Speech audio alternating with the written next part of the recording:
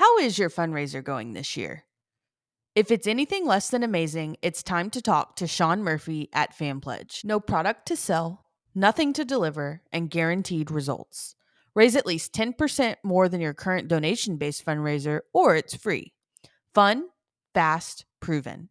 Call Shawn at 903-948-7348. FanPledge. The champions are already on board. Are you? Band Yap is proudly sponsored by Troubadour Consultants. When it comes to planning group travel for your fine arts program, look no further than Troubadour Consultants. Whether you're organizing a major out of state trip or need top notch accommodations for the state marching contest, John Mize and his team are ready to create a custom travel experience that meets your band's unique needs. As a family owned, band director run company, Troubadour understands exactly what it takes to make your trip stress free and seamless. Plus, when you book a trip with Troubadour, they will sponsor a $500 college scholarship for a student in your band. Directors who book will also receive a free Mollard baton as a special thank you. Visit troubadourconsultants.com today to start planning your next trip with the experts who truly get it. In the early 2000s, did you have an uptick of jazz flute players or flute players that became interested in jazz? Are you asking because of a certain movie? Yes. Like Ron Burgundy? Yes, yeah, I'm talking about the jazz flutes. Do people ask you all the time if you've seen Whiplash? Oh, yeah, like all the time. So, and like, so is it really like that? It's like, yeah, it's exactly like that. My rehearsals are exactly like that. Hello and welcome back to Band Yap. My name is Alexa Sanchez. And I'm Jose Sanchez. And we're going to yap and all that jazz today because we have Mr. Alex Parker here tonight. Hello, Mr. Parker. Hello. I have a hard time calling you Alex. I'm sorry. There's just some people that you just can't, It's like Dr. Alexander. I don't think I could ever call him Michael. I would say, like y'all graduate and you finally become real people. So at that point, you can call me Alex. All right, Mr. Parker. What? Okay, you're going to have to call him Alex on the podcast. Alex. Is it Alex or Alexander? So full name, Philip Alexander Parker. Oh, Philip. Yeah. So, and my whole family, it was just a thing back in the 70s, I think, to go by your middle name. But my whole family, my dad and my dad's side of the family all went by their middle name. So Philip Alexander was my mom's dad's full name. Like her maiden name was Alexander. So they named me after him and then put the Parker on the end, but called me Alex. So yeah, so that's full name. Okay, Mr. Parker, Alex. What is your jazz name? Do you have a jazz name? If you put out a jazz album by yourself, what would your jazz name be? Well, I don't know if there's anything all exciting. Parker's sort of been used before, so it's I can't steal that. Important. So I don't really. I've never really had a nickname, or I guess one that I could say on here that people called me. Oh, I don't know. That's a great question. Come back to me on that one. Okay, we're gonna let that one stew. We're gonna have to let that one stew. Well, like. That was always like one of the questions on the couches. Like if you were a Baylor grad, about the couches. Yeah. When was the last time the couches were replaced? Not too long ago, actually. Our 2 deans ago now, when he came in, he kind of walked around and said, this place doesn't look all that great. So he started sprucing up the place a little bit. So we got new couches, we got new trash cans. We got new, they put up a whole bunch of pictures, and I love this, pictures of students doing things. In both sides of the campus, and then we also have a horn professor who loves plants. So we're getting all of these cool plants now that she's bringing in, and she's teaching all of these other people within the School of Music to how to raise plants and do all of those things. So it's a way nicer looking place than when you guys were there. But the couches are definitely still there, and they're still used for the exact same thing, which is pretty much, procrastinating from doing any kind of practicing. Yeah. They started doing the pictures and the new couches, I think, on my way out. Oh, okay. Yeah. Students doing things, eating cereal, at the couches, LARPing. Who was it that said Um, that they had to perform the Heimlich maneuver at the couches? what? I think it was Corbin. I think that Corbin once had to help a friend that was choking or something. I really hope the pictures. If this would be my thing. Is You've like, seen the oh, pictures. I probably have. You have. Okay, it's been a while, but like the pictures, I really hope are just like the students doing really mundane things, like No, they're performing. Yeah, Jose. I know, but I want them to do things like the students like folding laundry. Welcome to the Baylor School of Music. Here's Jose folding his t-shirts, which you don't even do. Yeah, you're right. You're right. Taking a dog for a walk. What's another mundane activity that nobody wants to do? Cleaning the floors. You're just naming the things that you Yeah, do. that I feel that are mundane. Yeah. Yeah. I mean, I'm right there with you. oiling your valves.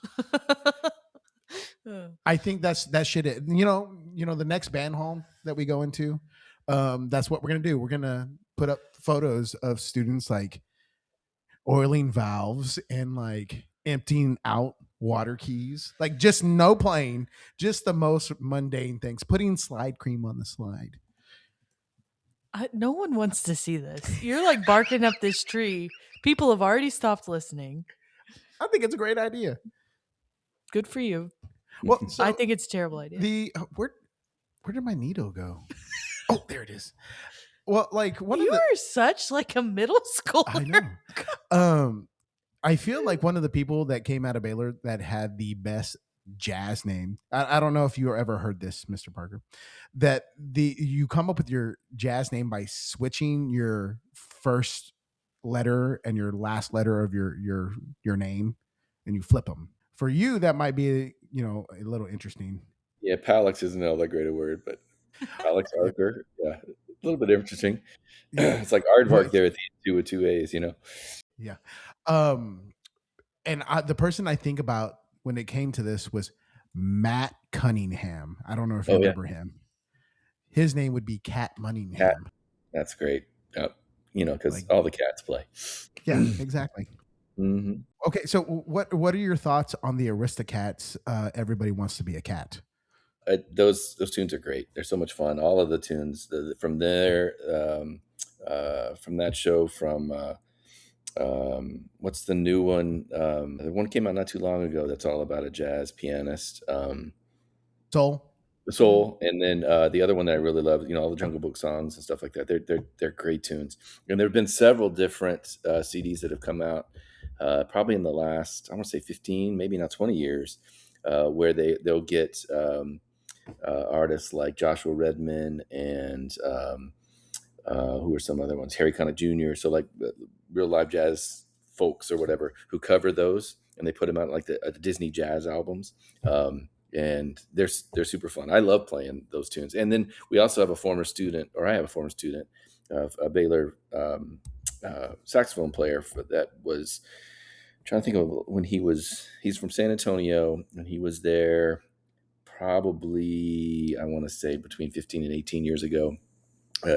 His name is Adam, and he has a regular gig in a jazz club in San Antonio, where it's like the first Friday of every month they do Disney tunes, and it's a whole set of Disney tunes, and they change them up every single time. But it's packed every single time they do it. Like the community loves it, the jazz community in San Antonio loves it. So he does a lot of those, and you can turn. I mean, Someday My Prince Will Come was covered by Miles Davis. So you can turn any of those sort of classic standard Disney tunes into classic standards in the jazz world as well. So they're great. They're just great tunes. That's cool. Yeah, those are some of my favorite. My kids beg every single year, can we play the Bare Necessities? Mm-hmm. It's a Every great year. tune. Yeah, It is a good tune. Yeah, without a doubt. Can we play it? I'm like, maybe. I'm not Maybe. going to tell you no. Yeah. But. Yeah. So, well, Mr. Parker, now that we've gone a little bit down a rabbit hole, can you tell us about yourself, your background, your teaching experience, and how you ended up at Baylor University? Sure. My musical journey started when I was in third grade. My brother's 3 years older than I am, and so he started in band, and I wanted to play something too. So I was in third grade, So I started taking guitar lessons in the 3rd grade, and then piano lessons in the 4th grade. And then going to all of the concerts, my brother's concerts, I noticed that the trumpets always had the melody. So he's a saxophone player, and I would listen to him practice and not be able to tell any tune that he was playing. But the trumpets always had the melody. So I was like, I'm going to play that. So I started taking trumpet lessons right at the end of my 5th grade year. So I took lessons all the way through the summer before I went to beginning band in 6th grade. And then, so I went to Kruger Middle School in San Antonio. I grew up in San Antonio.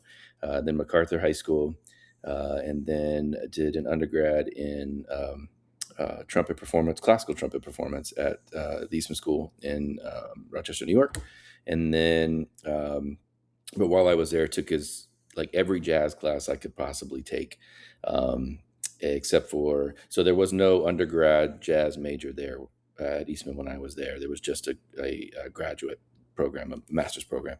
And so I took everything that I could take that was jazz oriented there, all the bands, all the writing classes, all the academic classes and improv and all those kind of things, except for 2 classes I was not allowed to take because they were 4,000 level classes. So I theoretically could have stayed there and taken 2 classes and gotten my master's as well, but wanted to go somewhere else. And it's really, really cold in Rochester. So Miami looked really, really great, after being in the snow for 4 years. So I went to University of Miami for my graduate work in jazz pedagogy.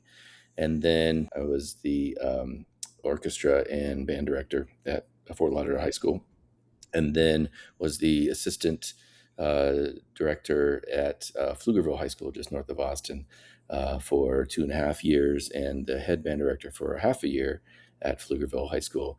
And while I was working at Pflugerville, our kids were in charge of being the runners and for the Texas State Solo and Ensemble competition for the site on UT campus where they had the woodwinds. And we were sitting down, and I was talking to the other assistant director that was there with me, because they had offered me the head position for the following year. And he was asking me, so what are you going to do? And I said, I don't know. And Holly said to me, I don't want to raise a kid in a band hall. And so I said, well, yeah, that just made up my decision for me, because I had also been offered a job as a church music director at our church. And so I was going to be stay-at-home dad, and Holly was going to work and continue to teach. And literally 10 minutes later, the elevator door opens up, and Mike Jacobson, the saxophone professor at Baylor University, walks out, because he was there judging. And because I'd been to Baylor camps all the years when I was in high school, and Baylor kind of recruited me along the way. So I'd kind of kept in touch with him, and he walked on. He said, Alex, and he said, so what are you doing next year? And I said, well, now nothing. He said, well, about a week ago, our jazz director quit. You want to come up and apply for the job? And so I said, absolutely, that sounds great. So I went up in the middle of the summer. They put together a band for me to rehearse. And my interview, and I literally spent maybe 2.5 hours on campus and worked the band for about 30 minutes, and, met with the dean and met with a couple other people within the school. And that was pretty much it. So I was driving back thinking, okay, yeah, they didn't see what they wanted to see, because it was super quick. And next thing I know, Dean May, who was the dean at the time, gave me a call about 2 weeks later. It was a week before my first son, Ryan, was born. And he said, we want you to come up for a year. And, it'll only be for a year, but you need to come up for a year. So I said, yeah, that's great. So we decided to do it. We went up with a 4-day-old baby, I think, or something like that, to go look for a place to live. And the dean kept telling me, we're going to do a nationwide search for next year. You're more than welcome to apply. So I kept asking all year long, let me know when to apply. Let me know when you post it. I really would like to apply. So March comes around, and I have a contract for the next year in my mailbox. So I, took it into the dean and I said, "Is this for?" He goes, "Yeah, we didn't get to posting it for this year, so we're going to post it for next year." I said, "Okay, great." So same thing. January comes around. I go into the dean's office. "Hey, they let me know when you post it." "Oh, we'll let you know. We'll let you know." And February, same thing. I keep asking him. And March comes around, and there's a contract in my box again for the next year. So I took the contract, walked into the dean's office, and pointed to it and literally said, "Hey, can I buy a house?" And he goes, "Yep, buy a house." So that's how I got here, and this is now my 25th year at Baylor. And they haven't kicked me out yet, so something must be going okay at least. I know that jazz is supposed to all be about improv. It's But pretty improv. that was pretty improv. Absolutely. Like, hey, by the way, we're gonna make up something, and you are gonna just go along with it, and we're gonna follow this chord structure, and that's called your life.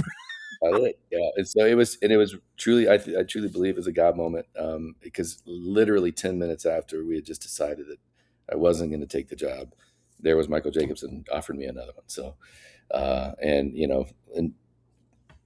totally enjoyed being here, and excited about the fact that we have a alumni concert coming up, and I got a whole bunch of students. We're gonna have 108 people on the stage playing on our last tune of this concert. It's going to be the biggest and messiest thing ever, but it's going to be so super fun. That's cool. And but just the fact that the program has grown as much as it has. I mean, I got to Baylor, and there was one jazz ensemble, and I taught one jazz class that met every other year, and that's it. It was an improv class that met every other year, and so what it's sort of grown into and what it's sort of become is a tribute to how much the students, because there are no jazz majors at Baylor, so everybody wants to be there, and that makes my job super cool and super fun because everybody wants to be in every class that I'm teaching. But just the growth of it in the last 25 years has been insane. So it's a great place to live, a great place to work, and I love the people I work with and the people I work for. So what year was that where you started at Baylor? 2001. So my first, it's very easy to remember because of 9/11, because that was in my first semester. But it was the fall of 2001. Because I got there in the fall of 2004. So as soon as you got a little bit, can I buy a house? That's when I arrived. Yeah, about then, right? Yeah. Yeah. And I've heard some stories. Who do we talk to? Erica. Is it Erica? Yeah, it was Erica Uribe Cochran. Just or Erica Uribe. Just it's Erica Uribe. Okay, just just that.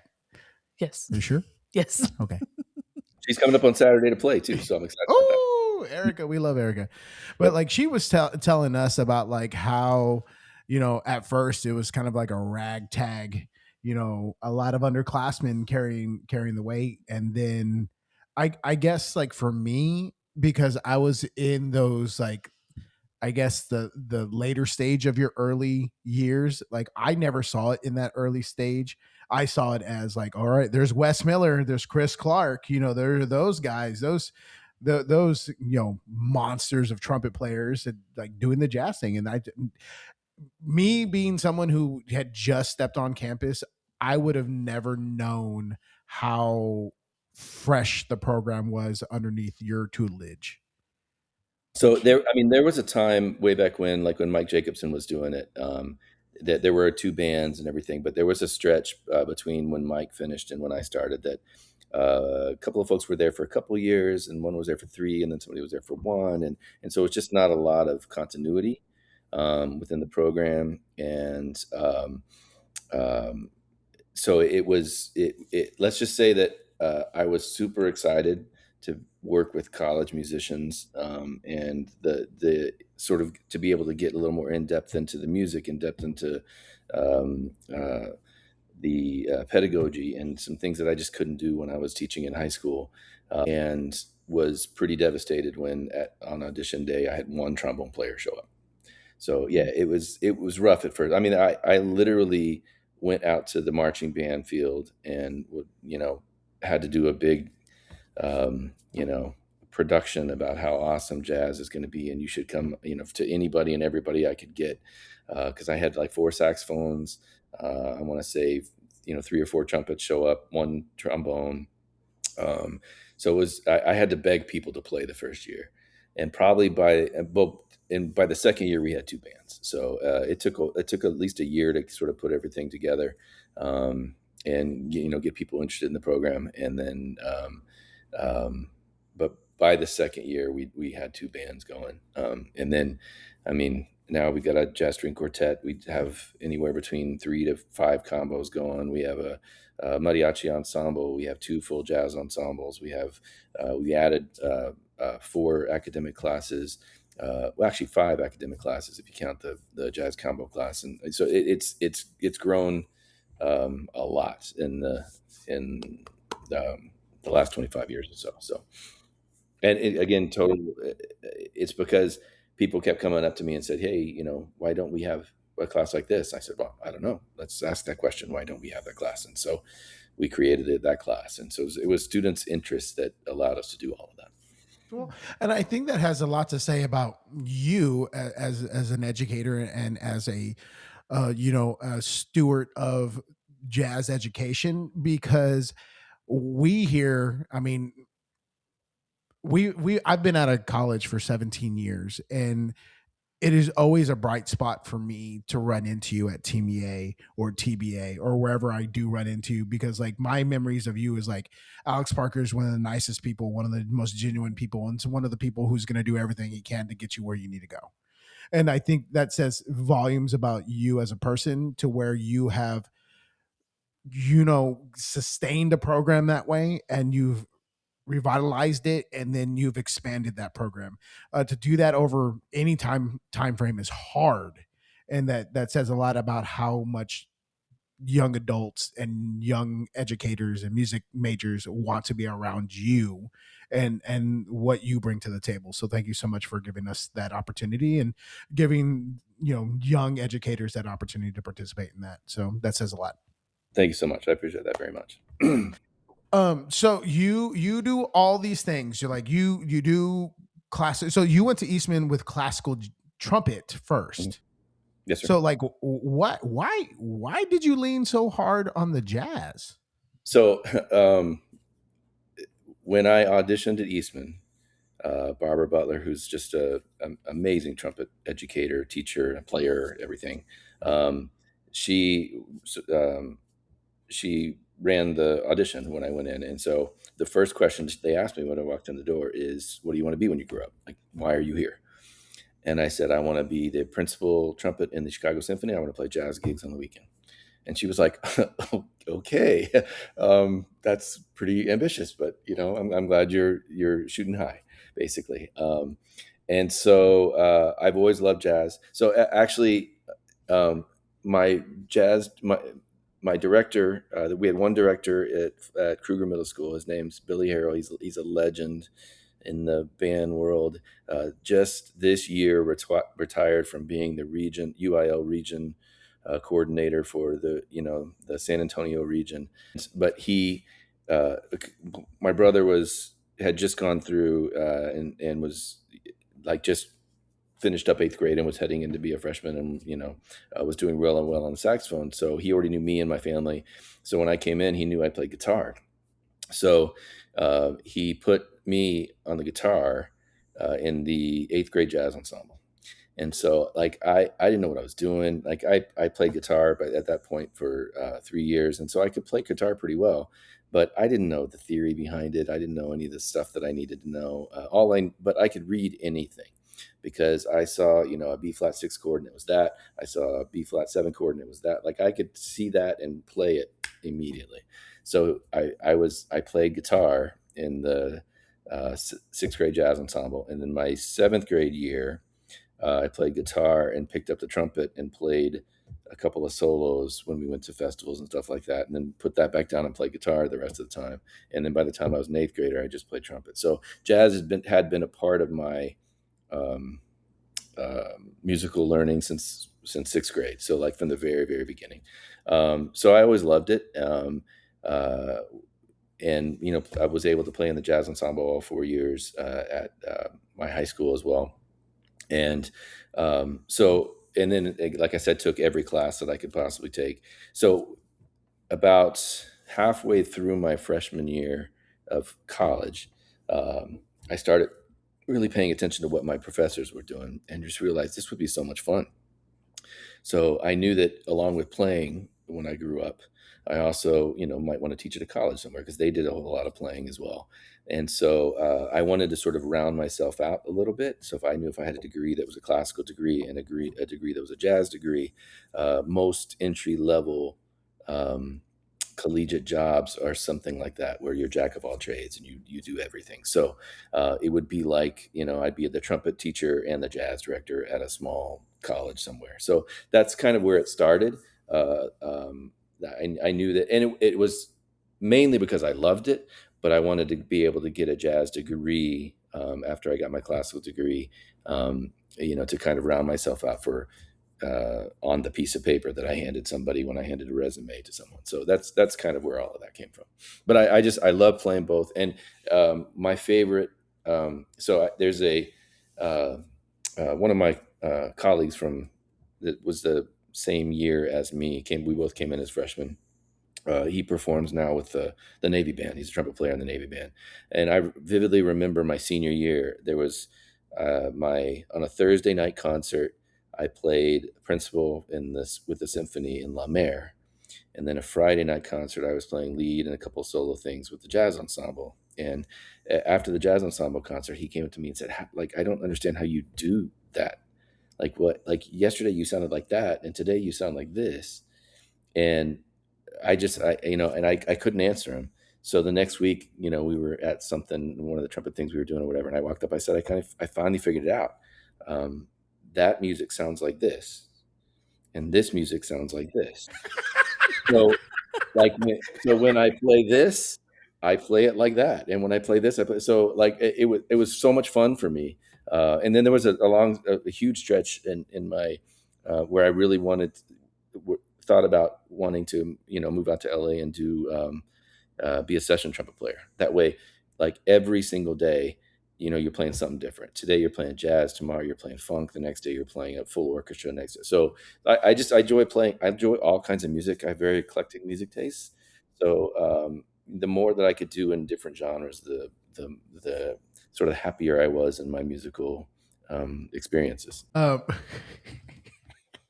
It's like, well, if it sounds like this, you do it like this. Pretty straightforward on that. Debussy sounds like this. It does not sound like bassy. Like it's just I just that I was not a mouthpiece geek who changed it. Like I played it all on a 3C and both. I played it on my 3C on my C trumpet when I was playing in the orchestra, and a 3C when I was playing lead with the jazz. And to me it was all about the music. So. So here's the next question. When was the last time you practiced? So that's an interesting story. I've been trying to get back in, probably 4 years ago now.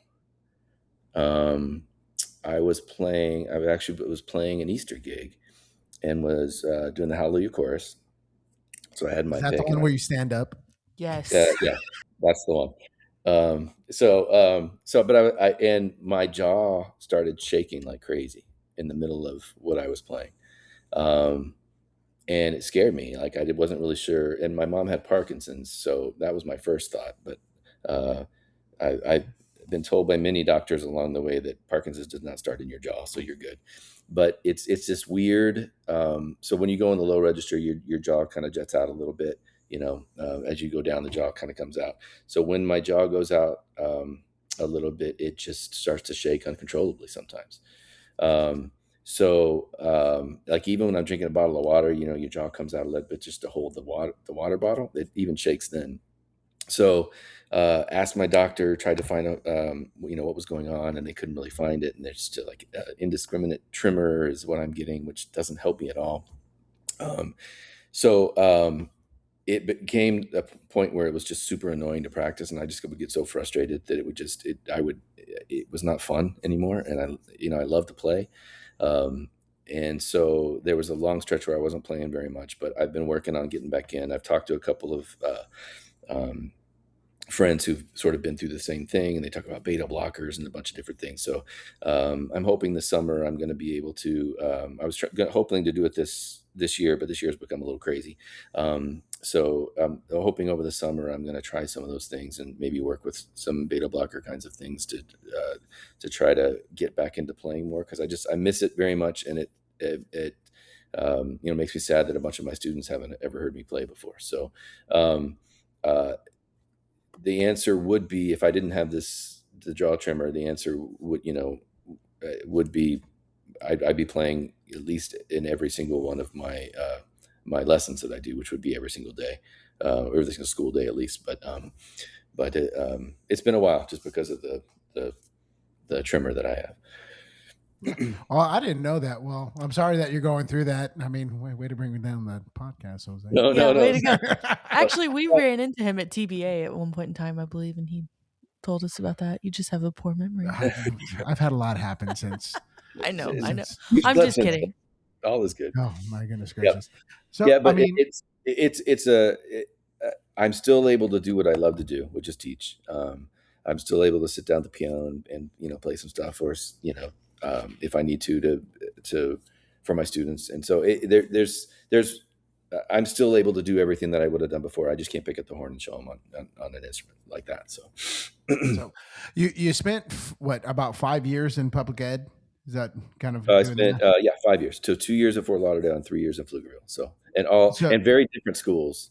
Fort Lauderdale was inner city, very inner city, and probably about, I want to say about 75% Haitian, like first generation Haitian, most of my kids grew up in Haiti, and it was a law magnet school, which is very interesting. So I had exactly 40 band members.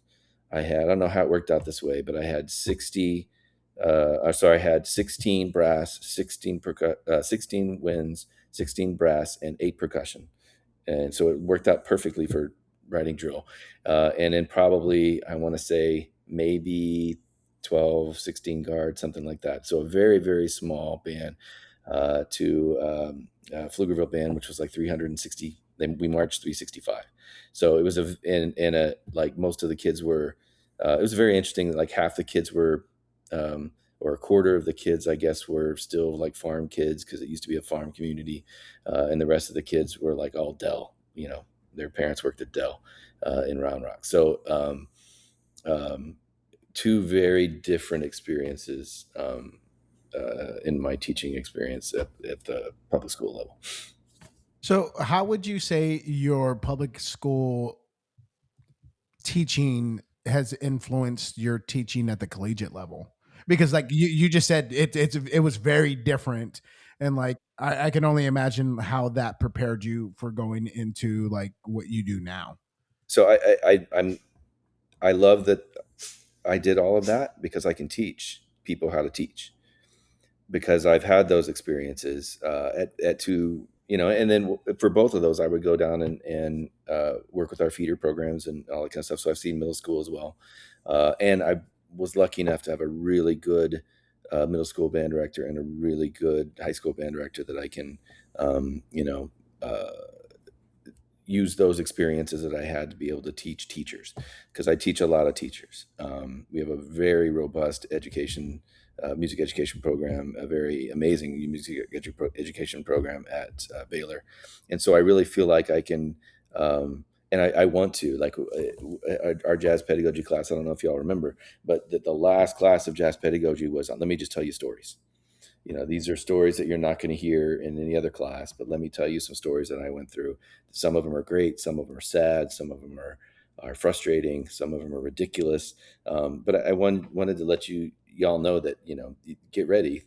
It's an interesting life, and you're responsible for all of these kids, and they're going to talk to you more than their parents. You're going to be with them more than their families. The community that is the band community at a public school is such. They eat in your office. They eat in the band hall. They, every second they can spend in there, they do before and after school and everything like that. So just letting the students know what an awesome environment it is, and how different it is to see it from the other side, as opposed to just being a kid in a band program. How different it is when you feel responsible for all of those kids and their learning, um, and but still, finding the fun in the. I mean, this is. I say this all the time. Band is supposed to be fun. Music is supposed to be fun. There's a reason why they call it playing music. We don't go to work. We get to go play every single day, and it's supposed to be fun. There's blood, sweat, and tears on the way there, but in the practice room. But once we get there, we get to play. And so just keeping it like that, and trying to, I think. But my experiences at those two different places, and very different experiences, have helped me to be able to teach teachers, hopefully in a very productive way. I would think so. I remember that day in Jazz Ped. Yeah. I remember some of the stories he told. Yeah, I mean, some of that stuff is like absolutely crazy. But I think those types of things I have kept you. There's a reason why people keep on coming back to you, like Erica and all these other people. There's a reason why there's the number of people coming back for your alumni jazz band. You know, and that's all about the impact that you make on the individual and the time and the effort. That's always like the saddest thing for like me when a kid like finally leaves our program, is that I know that all that energy and effort that I poured into that kid for X amount of years is walking out that door, maybe for the last time. And that's like a sad thing, but yet happy, because like hopefully they're gonna go off and do better things. Yeah. Yeah. So some of my favorite moments are going to like working Erica's band. I'm like, yeah, she's doing it. Like, look at what she's doing. Going back, I had a student went down to Houston a week and a half ago, I guess, and clarinet player, went through the jazz pedagogy program, but has never played in a jazz ensemble before. This is her second year teaching, and she's like, Mr. Parker, I need some help. So I went down to hear her band and help rehearse her band or whatever, coming up to, and they sound great.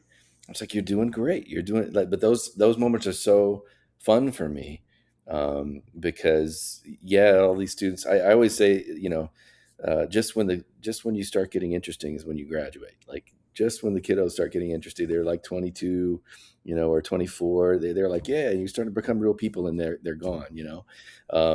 But it's so much fun to be able to see what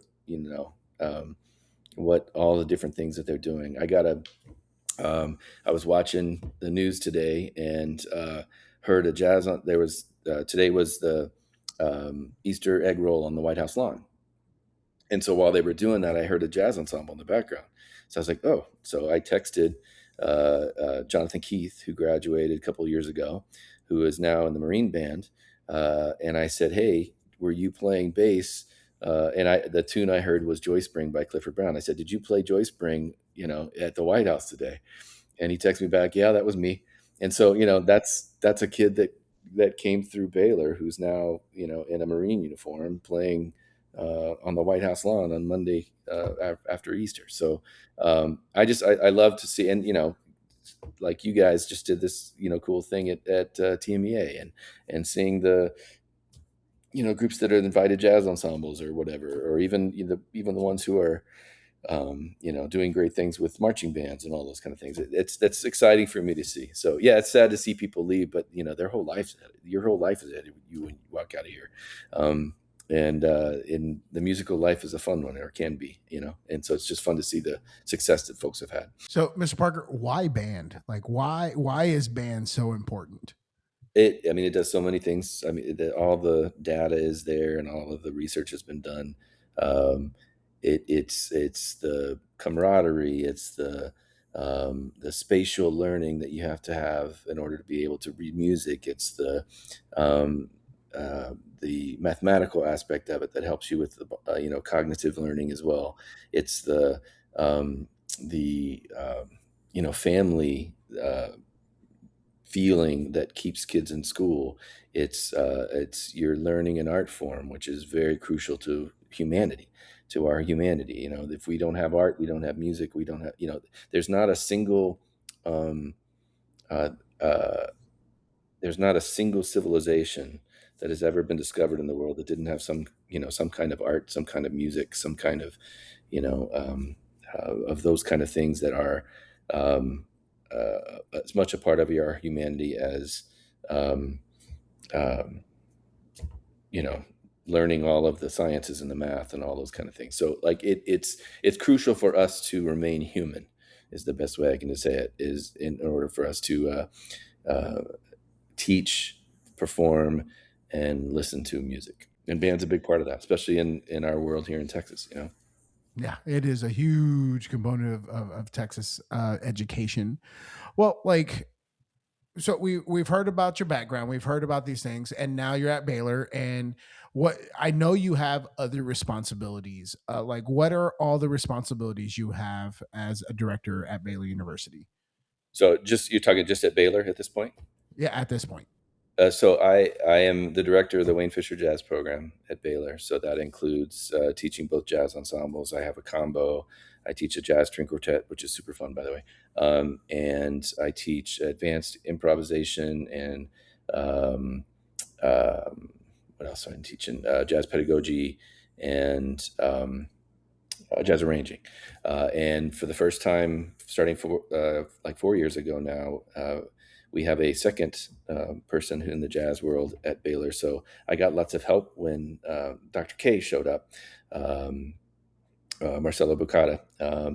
Kim Jean is our other jazz person, and it was so amazing to have him here on campus, because I was doing all of the stuff, like basically two people's job until he got here. And we were able to split that up a little bit and even add more stuff to the mix after he got here. So I run the jazz program. I'm also the division director for the ensemble division.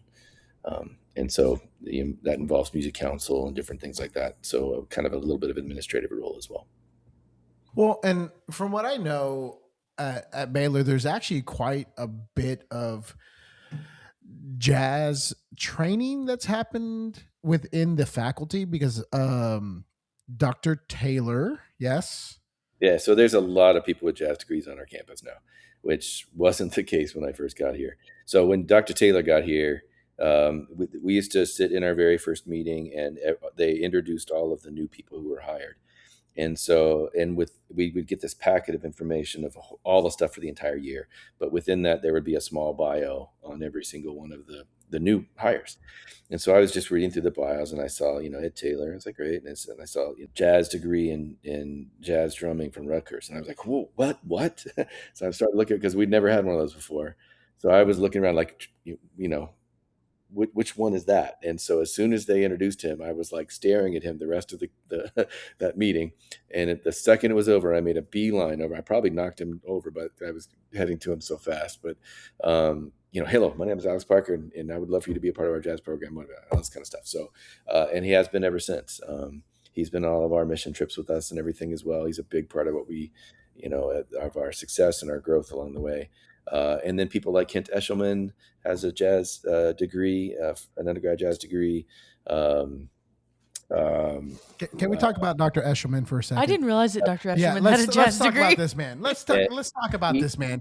This man needs to calm down. He has won the Falcone competition on both tuba and euphonium, and then he has a jazz degree. Like, can you not make the rest of us look bad, sir? Yeah, he double majored at Michigan for his undergrad in jazz piano. So, yeah. No big deal. Yeah. No big deal. Right. But we have several others. Reginald Wright, who's one of our choir directors, has a jazz degree, is a jazz pianist as well. Trying to think who else. Horace Maxiel has a jazz degree and jazz piano. So there's a lot of folks on campus now. Our Gabe PK, who's our new saxophone professor, has a jazz degree. So there's a lot of folks that are jazzers on campus, and that was not the case, when I first got here, for sure. Wow. But super excited to have that kind of. They just have really, a great respect for the program. I can tell you, when I first got here, I'd been here 3 years, and we had kind of it was a strange little mixer lunch where you had to sit at a table, but you couldn't sit at the table with anybody you normally work with. So it was all of the people who work at the School of Music, all the faculty at the School of Music, and I was there with a piano professor who shall remain nameless, and the dean, and our Todd Meehan, who's our percussion professor, and it was just the four of us, and we were kind of going around the table explaining what we do, and I started talking about what I do, and this piano, again, I'd been there for 3 years. This piano professor looks at me and goes, "Wait, we have a jazz ensemble?" And I must have made a super weird face, because the dean kind of looked at me and he put his hand up and like, I'll take this. And he looks over and goes, "Actually, we have two." And so, like, I mean, that's what it was like when I first got here, but it's way different now. That's funny. It's like, we have a jazz program. Wait, we have a jazz ensemble? Yeah, that's exactly what he said. Oh my goodness That's gracious! funny. Yeah, that. Well, my apologies for that interaction, but like we fixed it, So yeah. But yeah, I know there's like a huge influence on campus now. Sorry, but it's just funny because now we have all these people with jazz degrees, and they didn't allow dancing on the campus until 1996. So luckily they were dancing by the time I got here. And I say it at the beginning, it's just everybody laughs every year. I'd say at the beginning, we do a swing concert at the beginning of every year. And I always say, hey, if you would like to get up and dance, it's perfectly okay now at Baylor. So, and everybody, still knows that story. So that's always a big part about each one of those dance band gigs that we do at the beginning of every year. That's crazy to think about. Like they had just started allowing dancing on campus in your 4 years before you got there. Pretty crazy. Like how do you teach swing? Like at that point in time, like, hey guys, this is how we swing, and it's just like, oh, you guys don't know how. Yeah, it's like, hey, we're gonna play this tune, but nobody gets to tap their feet. Nope, not at all. That's sorry. Yeah. Oh my goodness. So it was fun. The dean, my first year there, sent me. There was a church that was out there that like had an entire website about how jazz was the devil's music and all that kind of stuff. He's like, "Have you seen this?" And so, I mean, it hasn't been that long since that sort of the way people thought about jazz had, especially in the Christian community, where it had a very bad connotation. And honestly, it had that bad connotation because that was the only place that allowed it to be played at the very beginning. I mean, it was played in brothels, it was played in speakeasies, it was played in clubs, it was played in some kind of seedy places. Whereas, if the music had been born and bred in the church, then people wouldn't say anything about it. So, and gospel is sort of an offshoot of the jazz tradition as well, and that's that nobody says anything bad about gospel music, but jazz has had a bad people have had a bad feeling about jazz for many years, mainly because that's the places it was played, especially at the very beginning. Mr. Parker, can you please explain to me what a brothel is? I'm going to put on my Baylor hat at this point, knowing that there may be Baylor people that might be listening to this, and I'm going to say it is a place where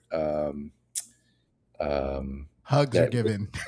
That was in Storyville, in New Orleans, in the early 1900s, and there are many websites that you can get on in order to find out more. There you go. I will leave it at that. Jose, you're being a menace to society right now. You need to stop. I thought that was a good question. We'll talk later. Or we can do like I do on the last day of my jazz pedagogy class and say, I have more stories to tell you, but you have to wait till you graduate, and then I can tell you the other stories. That I needed that. So like how would you say like teaching in public ed kind of prepared you for like the university level? I had to learn a lot of I can deal with a wide range of ability level, because that's definitely the case when you're in public schools. And we had 4 bands at Pflugerville, and the difference between the first and the fourth was quite they were quite different, let's just say.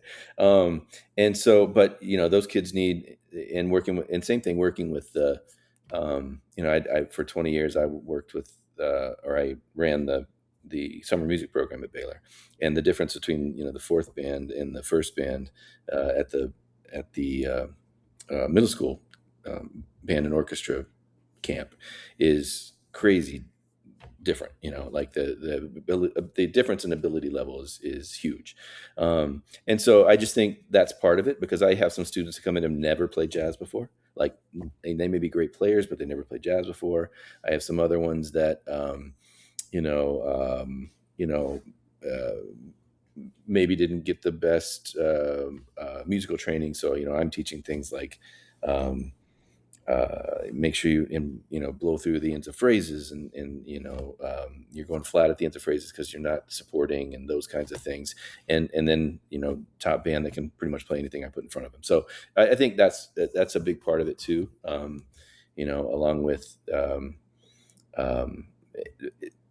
just being able to teach teachers, but also being able to work with a wide range of ability level. So let's say I am someone who knows nothing about jazz and I want to start doing the art form. Like, what do I need to do to get jumped into that style? Listen. I think that's honestly, that's something that people miss out on a whole lot, is actually like listening to jazz. And that pause was for effect, for sure. I left it there on purpose because this is the best way I can describe this. When you play jazz, it's not written the way you play it. It's like, if I'm swinging, they don't write it in a swing style. They write it as straight eighth notes. If I have never heard swing before, I don't know that. So, however, if I know what music looks like, and I can, I can play something that's straight. So classical music is all written out for me. And I got to use classical in the very, very broad sense of the term.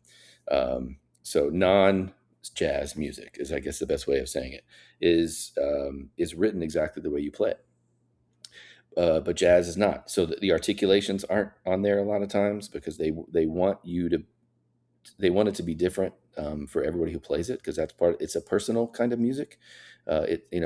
Charlie Parker does not sound like any other alto saxophone player. Oscar Peterson does not sound like any other piano player, because it's a very personalized music.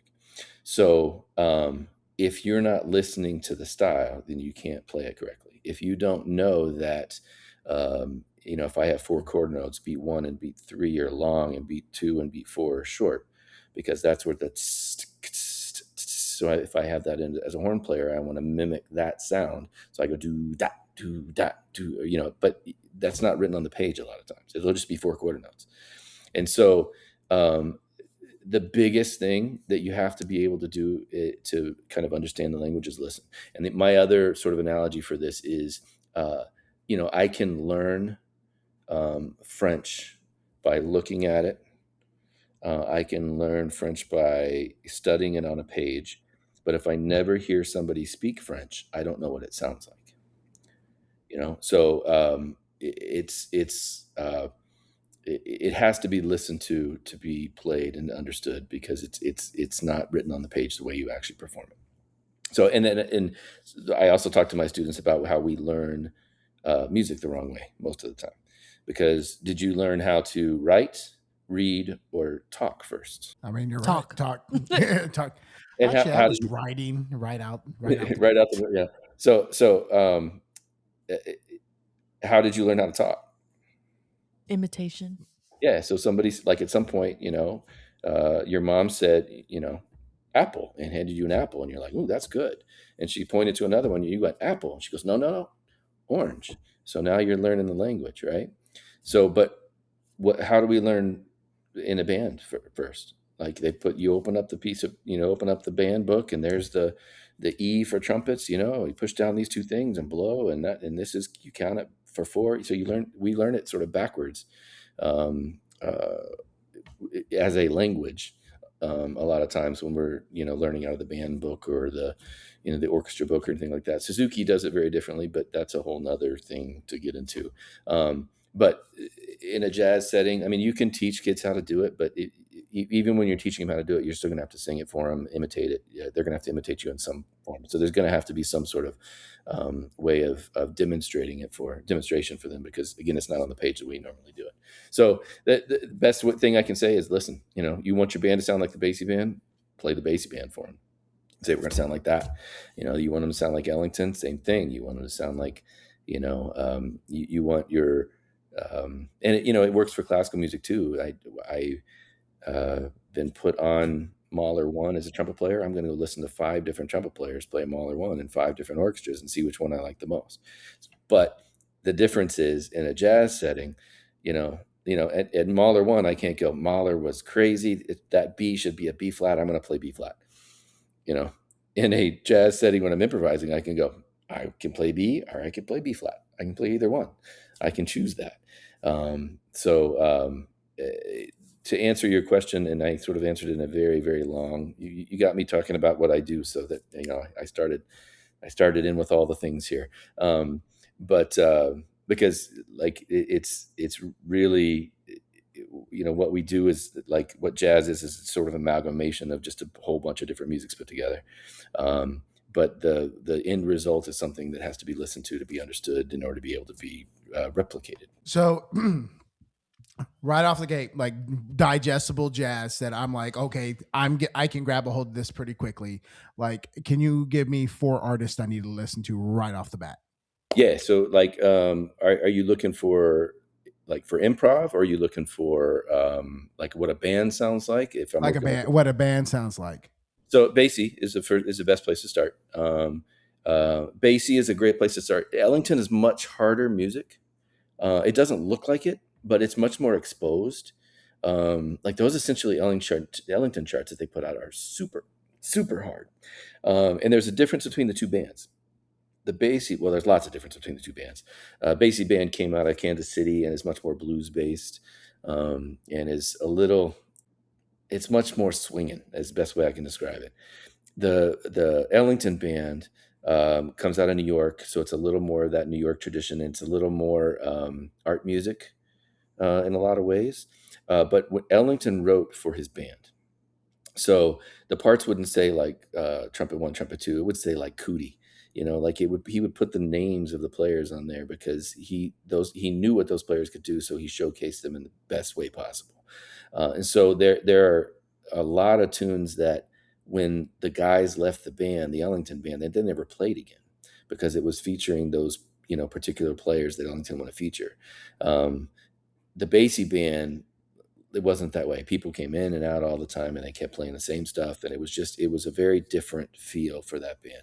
So the Basie band is a little bit easier to get into because the parts aren't as exposed, and the tradition of the Basie band sounds the same, from the very beginning of the Basie band all the way to, his death and beyond. So Basie is a great place to start.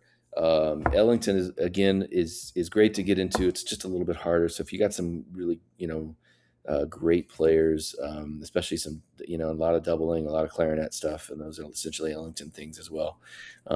Those are also very great to get into. Sammy Nestico is a great place to go because he has a wide range of ability in the stuff that he's written, some crazy hard stuff, but his stuff is very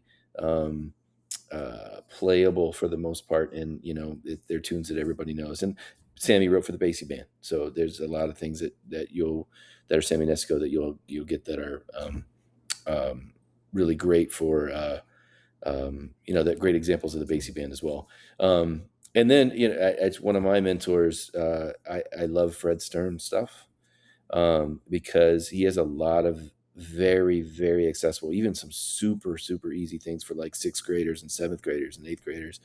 And then some other stuff he writes stuff that a lot of times sounds pretty hard. Like if you listen to it, like, man, this is a pretty complex tune, but it's not. It's fairly easy to put together. And his would be a great example of some of the more modern writing. And then as they get older and more experienced, you're talking Maria Schneider, you're talking, what's her name? Christine Jensen, and people like that are writing now. And 2 great examples of female composers, that because there's not a lot of females in the jazz world other than singers for a big stretch of time, but there's a lot more now. So I love playing both of their works because they're super innovative and fresh and new sounding. But you can't go wrong with starting with the Basie band. I feel like the jazz vocalist is almost like it's so hard to find a good jazz vocalist. Yeah. I feel like it's and they're so good when they're good. It's like, oh, that's another added element to the jazz ensemble that is like just elevating. You know what I mean? Absolutely. It's just the tone quality is so different than any other kind of music. So when you find somebody, and we've been lucky to find several folks here around here that do it really, really well. One of them who just graduated, I think, from she went up and did a jazz vocal degree at New England Conservatory, and then another one several years ago who went and did a jazz vocal degree at jazz vocal and jazz violin at University of Miami. So like we've had a few that have come through that have really captured the essence of the jazz vocal sound. It's just it's a hard thing to do for sure. Well, and what other like activity outside the jazz like really has like the type of history that it does?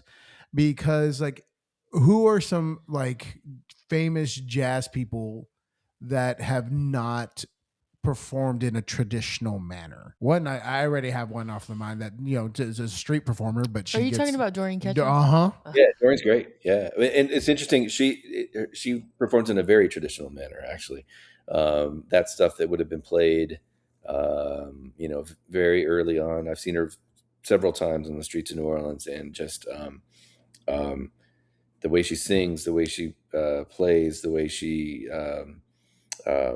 it's interesting because it feels fresh and new because it is so traditional and people don't do that kind of stuff anymore. Exactly my point. It's just like that is one of those art forms, like the way she does things is like so much like you have to live in that submersion that a lot of people just don't get because like that's part of the culture there. Yeah. And like, yeah, I mean, that's what she knew versus like, if I tried to go and learn it, like I'd drown. Yeah. It's and the stuff she does is not easy. I mean, it's all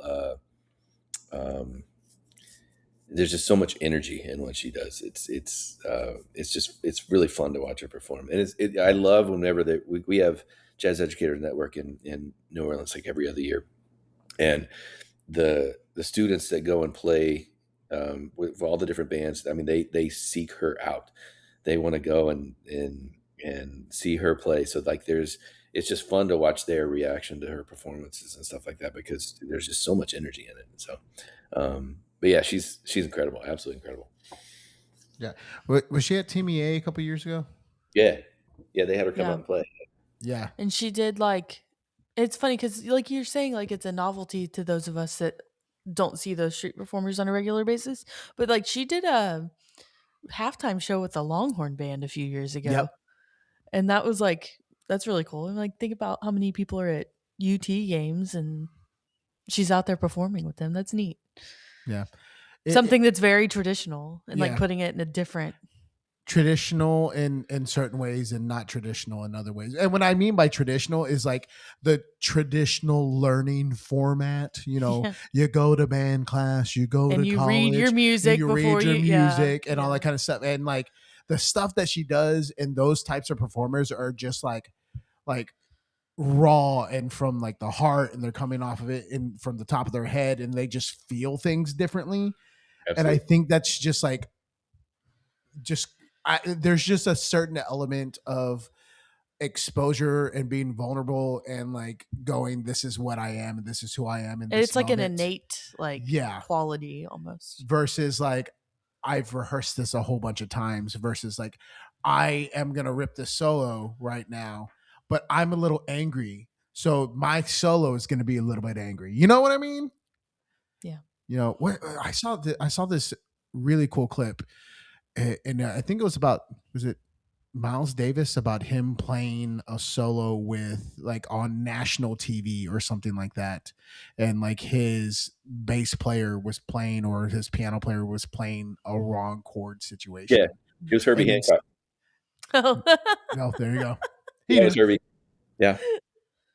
So Herbie tells that story. It's great. Where'd But you yeah, see that, Jose? Facebook probably. Oh. yeah. So it was something like, I was just playing along and I just completely played the wrong chord.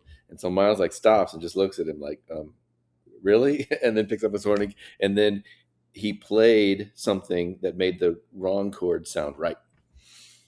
So he's like, I played the wrong chord, and Miles looked at me and then picked up his horn and played something to make the wrong chord sound like it was right within what we were playing. And he said that was just genius of him. So. It's all contextual. Yeah, but like what other medium does that? You know what I mean? Yeah. Like that wasn't where I was going for, but I'm gonna make it work. Right. So I tell my students all the time, I have the hardest gig in the School of Music. And any of my colleagues that are listening to me right now, just wait, let me explain. And what I mean by that is if I have a saxophone player who is playing the Creston Sonata, and they're playing along, I can stop them and go, you know what? You missed that note right there. That is an A flat. You played an A. My students come into me and they're, improvising, and they play an A, and I go, yeah, you could have played an A, but the A flat works too. If you do it this way, and because it becomes a flat 9, and so there's a lot more right answers. And a lot less wrong answers than what I teach. So that makes it harder to teach because I can't just or like I'll have a player play me something and they'll stop and they say, well, I ask him, so what'd you think? And they'll go, well, I could have used more space. I could have done this. I could have done, and I'm like, yeah, you could have, but you don't have to. Like the one you played was fine. Could you have used more space? Absolutely. Could you have done a different thing on this chord? Absolutely. But like, there's just a lot more right answers and a lot more paths they can go down.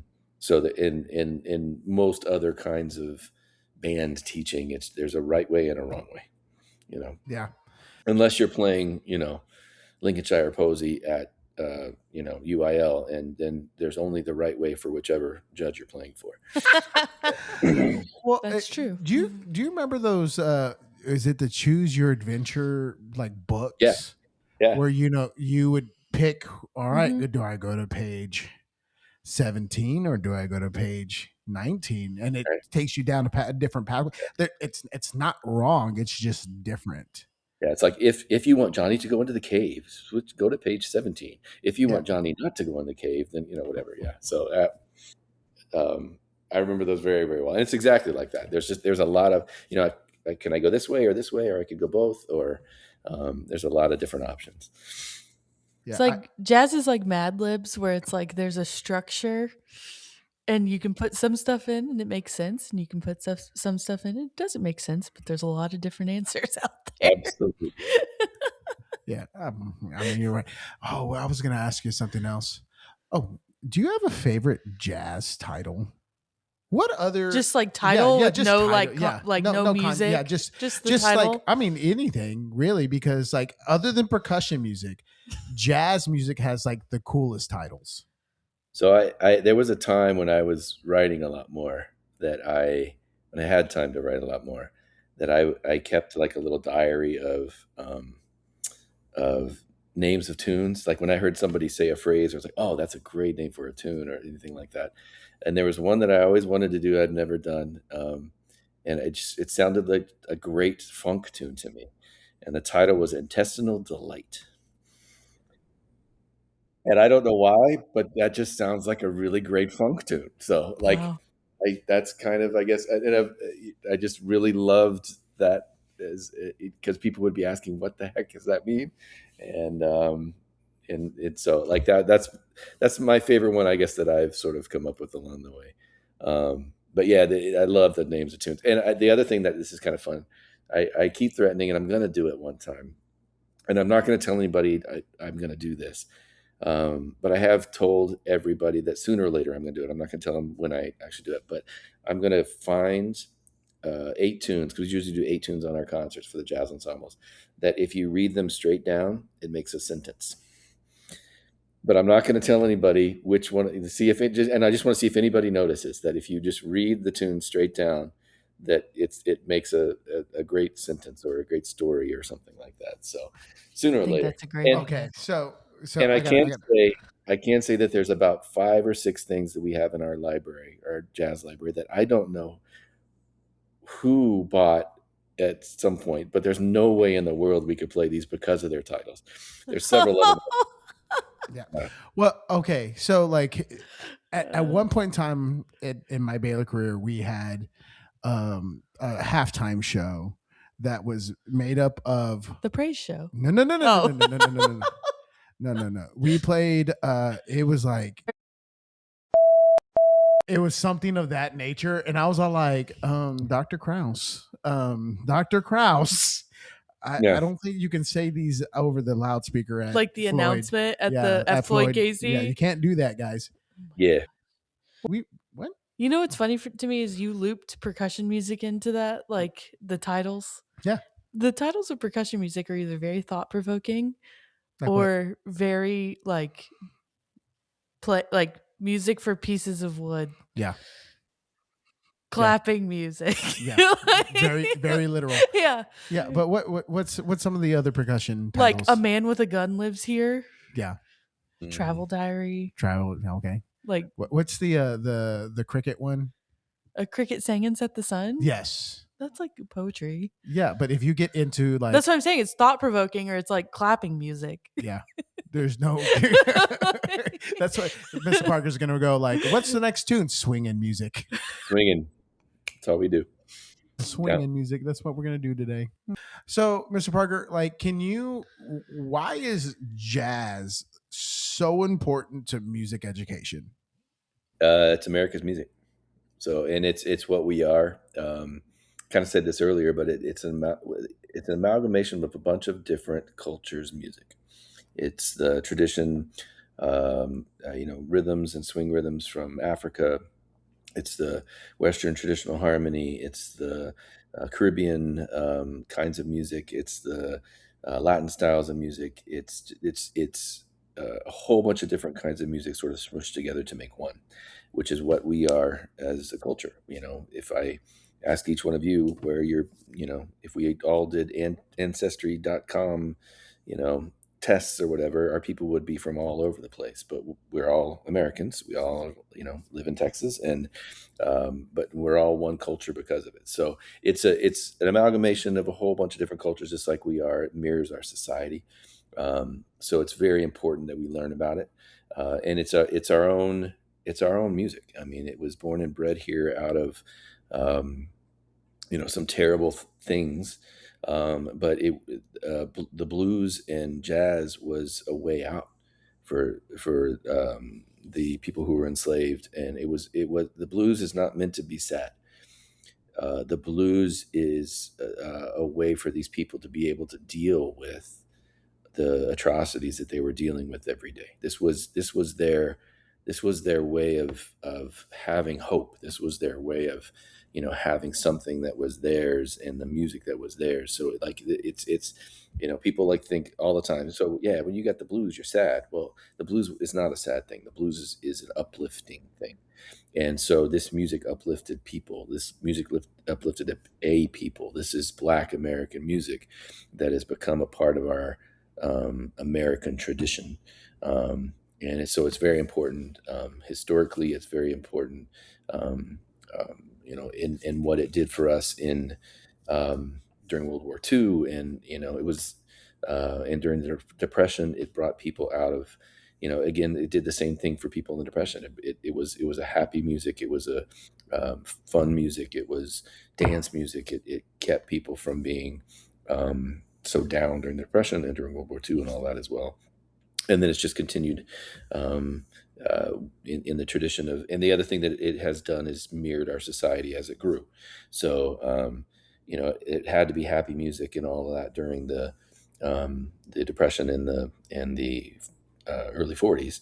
And then as the hustle and bustle of everybody coming back from the war and having all those people, coming back and wanting to be in the big city now and all that kind of stuff, that was bebop. And then things started to slow down and people were in boat shoes and, you know, um, uh, a lot of people moving out to the West Coast and hanging out on the beach and all that kind of stuff. And that was West Coast. And then right after that, a large group of younger musicians had come out of the gospel tradition that had started, 20 years earlier or whatever in the churches, because jazz started being influenced or an influencer of the church music. And so hard bop came out, which was very gospel influenced. And then after hard bop was fusion. And fusion is a mixture of jazz and rock sounds, because that's when technology started to take over and there were keyboards and all that kind of stuff. So, and, electrified instruments. And then, before that was I missed one. Before that was free jazz, and free jazz was in the '60s. Go burn your bra and live in a van by the river and all that kind of stuff. So there was free jazz, and then fusion, and then getting into the '80s and '90s, a lot of people started looking back, like Wynton Marsalis and those folks looking back towards Ellington stuff and playing old stuff in new ways, which is the neoclassicism era. So like it's not only was a mirror of our society and how it got started, but it's been a mirror of our society as we've grown as a nation as well. So it's very important for us to learn about. Yeah. Well, and early Miles Davis versus late Miles Davis are two very different type of artists. Yeah. So Miles scared the crud out of me when I was a kid, because like I didn't know who he was, but I vividly remember, and you can look it up online. He was a spokesperson for a scooter. I don't remember what the scooter was, but like the commercial for this thing, it started on his face, and this is when he had the kind of long, stringy hair that always looked wet all the time.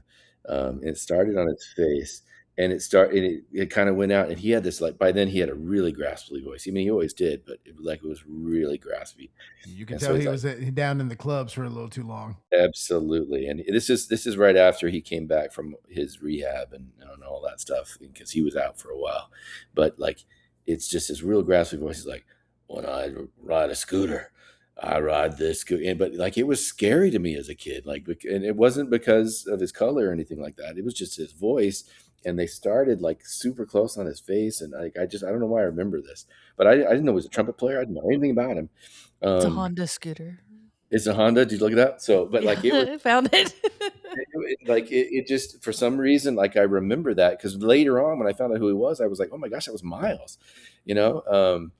But yeah, so like, yeah, his later stuff is pretty interesting, and the way he would, with the blue trumpet, go kind of squat in the corner and play facing away from the audience, and he was an interesting dude. If you ever get a chance to read his autobiography, it's fascinating, absolutely fascinating. But like every other word is MF, and it's like it's you have to go into it knowing what you're getting into. But he was a very interesting guy, but a true artist in so many ways. He's one of the ones that, like, if you track, like, I've tracked, I'm like, okay, this is not the same. No, not at all. So my favorite Miles is 50s Miles. I just like all the ends, like Walk In and Swing In, like all the IN apostrophe albums that he did are so great. But you can't go wrong with the Kind of Blue Miles. You can't go wrong with the Tutu Miles from the 80s and all that other kind of stuff. It's just like he's one that was able to recreate himself so many times, which is fascinating to me as well. Louis Armstrong's amazing, but he always sounded like Louis Armstrong. Miles didn't always sound like Miles. If you'd heard, Miles in 3 different decades, you wouldn't know it was him if you were listening to him. So, yeah, he's an interesting guy for sure. Do you have a favorite jazz vocalist? What day is it? It'll change every day. Monday. Today's Monday. It changes every day. It kind of just depends on who I'm listening to. And people ask me that all the time, like, who's your favorite jazz trumpet player? I was like, today it's this, and tomorrow I'll be totally digging this person, and the next person I'll be, all into this person. And so like it just depends. For me, I mean, you can't go wrong with Ella Fitzgerald. She's the one that you hear and you're like, that's Ella. I mean, like she's the voice, and same thing. Bessie Smith is kind of hard to listen to, but the feel that she gets is insanely cool. She's not the best singer of all of them, but just the groove of Bessie Smith is amazing. And I mean, yeah, it changes a lot for me, just kind of depending on what I'm into at the time. But I mean, if I was, tied down and you must pick one, then it would be Ella for sure. Well, the other cool thing about jazz is like the folklore that comes with like blues and jazz and those types of things.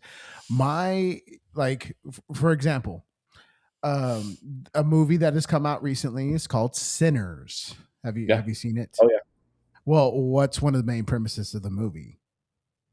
So I mean, there's a lot of them. Like there's vampires in it. Yeah, there's vampires. Spoiler. It's a very interesting movie. So yeah, but like a big component of that is, I believe, the blues guitarist, correct? But like that, but that's like a folklore that is not just attached to that movie. It's like a folklore that's been like told a whole lot about the blues guitarist who sold his soul in order to get his talent. I see what you mean. Yeah.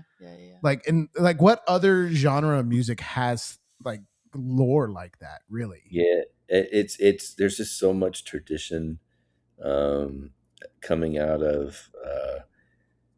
Part of it was just people being scared of the Black American music that it was, especially at the very beginning. I mean, how it got started was, a bunch of enslaved people and freed people got together in a place called Congo Square in New Orleans, and were able to do like tribal music and traditional African music that slowly got um, sort of melded in with the church music that they were listening to earlier in the day, because it was on a Sunday when they wrote, because nobody worked on Sunday, and so they would listen to church music in the morning, which was traditional, 1-4-5-1 kinds of things that got melded into the African traditional music, and so, but like, and there's in New Orleans, there's the voodoo thing and all that. There's like just a lot of stuff that sort of scared people along the way. So there's a lot of stories about things like that, blues comes from the devil, the jazz comes from the devil, and all those kinds of things. So, and it's weird because, music can't be inherently bad. I'm not real fond of the stuff where lyrics are degrading people or those kinds of things. I mean, I think that can be inherently bad, but just the music itself, that I don't think can be. But yeah, I don't know if there's another one. I guess rock and roll sort of had the same vibe at the very beginning. Where people watching Elvis move his hips like that. You're not supposed to do that. Well, and what was he influenced by? You love Forrest Gump, Jose. I do. It's a great part of that movie. It's a really great part of that movie. Moving my hips. Yeah. No. Hey, show me that little move, little fella. Let's show me that. Yeah. I felt like Mr. Parker was channeling his inner mama from The Waterboy.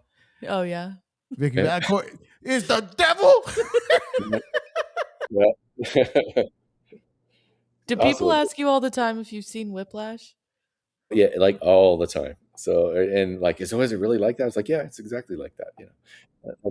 My rehearsals are exactly like that. So, yeah, I watched that movie and just sort of laughed. It's sort of the same thing as band directors watching Mr. Holland's Opus. Yeah. Like we went with a whole bunch. It came out when I was at Miami, and we went with a whole bunch of the entire graduate band folks that were there. We all went together, and I just remember sitting there being so uncomfortable for like the first, I don't know, like 45 minutes of the movie, just uncomfortable as heck. I was like, I don't know why, what's going on. And then I realized he's conducting with his left hand. His baton's his left hand. And I was like, Oh, that's why I'm uncomfortable, because like he was totally backwards, and it just and once I realized that I could like let that go, it's like okay, he just doesn't know what he's doing. Um, but he had the baton in his left hand. I couldn't figure out why. I just felt so uncomfortable. So, but yeah, I think it's sort of the same vibe. It's not really like that in the real world. And it's funny because like J.K. what's his name? J.K.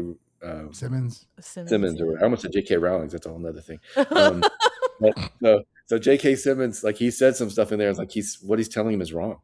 That's not the way that it. So some of that's in there too. But it's a fun movie. I mean, it's a very entertaining movie. That's for sure.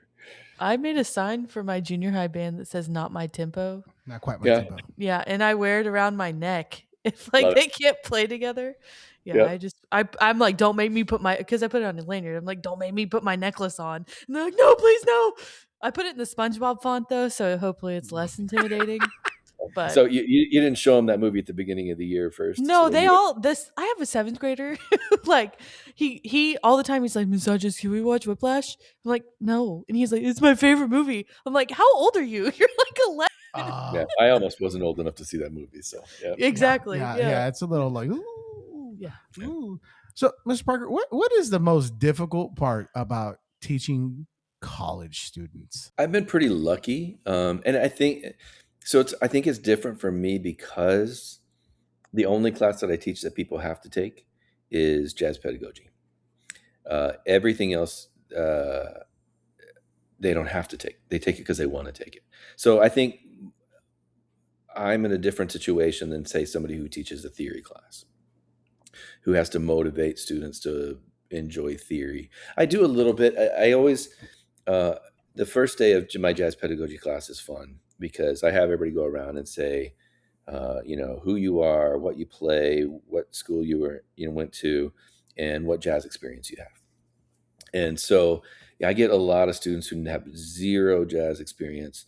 I get a lot of students that, like they're a flute player. They've never played in jazz ensemble before. And so a lot of those come in like, I can't believe I have to take this class about jazz, And so for me, um, I I sort of make it a challenge to myself to by the fourth or fifth class make them love it and just love what we're learning about and want to be, hey, maybe I can do this at some point because it just sounds like so much fun. And so at the very end of my jazz pedagogy class, they have to pick a chart. I have a whole bunch of different things that they get online, and they have to pick a score, and they have to do score study and come see me, and I talk them through it. But they get 10 minutes in front of a jazz ensemble to take them through a chart. And every single one of them, I don't think I've ever had anybody walk out of there and be like, yeah, whatever. They're like, that was so much fun. That was so cool. So I think for me, the challenge in that class is to find those students that are, don't have experience and are kind of wondering why I have to do this. And by the time they're done, realize how important it is for their programs, how important it is for them to, be able to at least do a little bit of this and kind of understand the language a little bit and the music a little bit. And then this is just something that I do. Like if I walk out of any class where I haven't made them laugh at least once, I feel like it was a bad class. Like I try to make every single one of my classes laugh at least once. And some of that is I do something stupid to make them laugh. That's great. No big deal. They're laughing. Or, and working with college students is a little different too, because you kind of mess with them a little more. Um, and, something I might say something to a kid, like Mitch Gilly, who's was in the band, graduated a couple of years ago, was one that he would enjoy trying to get me. And so I'm like, okay, it's on now. And so like, he was my person that a lot of times I would sort of mess with, but I knew he could take it and I knew he thought it was funny. And so, and the rest of the band did. So like, I want them to have fun learning. And so, I try to make it as fun as possible. So I guess to answer your question, it's hard for me to answer exactly because everybody who's there wants to be there, but I also want to make my my challenge is to make sure that they're having fun. Well, and I really enjoyed your class, partially because I just like jazz already. Being a tuba player, like, I play jazz all the time. Yep. Good. Did your high school have a jazz band? Sure. Was it like after school, like Yes, and student it was like led, or like? it was led by one of our band directors, but it was definitely a hodgepodge. Oh, we never had one. Like, it was the misfits of Well, it was all the band kids that just wanted to play more music. yeah, aisle broken toys. Yeah. So I'm hoping that'll change. UIL is about to do jazz now. They have a state jazz thing that starts next year. So, so that does a couple of things. It adds like more and more people will want to do it, just because everybody knows that I don't know what you call it, whatever the shape of the UIL trophy is or whatever. The Lone Star Cup. Yeah. Or Trapezoid. No, the trapezoid trophy. That's what that one is. Everyone knows the trapezoid. And the other thing it does is add legitimacy for if a band director goes up and say, "Hey, we need to start a jazz program," and the former football coach principal says why, and use those three letters UIL, they know what that means. If you say I'm going to the whatever jazz festival, they don't know that. But if you say, hey, this is a UIL event now, all principals know that, and all superintendents know that. And so it adds legitimacy to what we do in a lot of ways. So along with, another competitive thing that we love to do here in the state of Texas, but we won't get into that today. Yeah. That's a whole nother hour. So, Yeah. Now, when you in the early 2000s, mm-hmm. did you have an uptick of jazz flute players or flute players that became interested in jazz? Are you asking because of a certain movie? Yes. Like Ron Burgundy? Yes. Yeah, I'm talking about the Yaz flutes. Yaz flute? Yeah, great movie, by the way. Yeah, no, it's I have every once in a while I have a couple clarinet players come and ask me, or a couple of flute players, but it's by the time they get here, they sort of understand that they need to be playing the saxophone, because the music we play has very strict instrumentation most of the time, and there are a lot of flute parts and clarinet parts, but those are the ones that saxophone players need to cover when they double and stuff. So, but yeah, I know exactly what you're asking for, and I know that there was an uptick in like flute solos and all those kinds of things during that time, because like I played gigs where like y'all have a Yas flute. I mean, I remember all those kinds of things even when I was playing places. So yeah, but yeah, was it Anchorman? Right? Yeah. Anchorman. You just got to lean into that every now and then. I just had some really great cover art ideas. So, no, great. So thanks for that. Just make sure my hands are the right way on the flute, or whatever. Flames coming out of the back. My creative things start. So Mr. Parker, who would you say has been really integral into you becoming the educator that you are right now? Oof. So many people.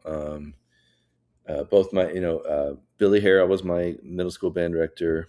Linda McDavitt was my high school band director, both amazing educators.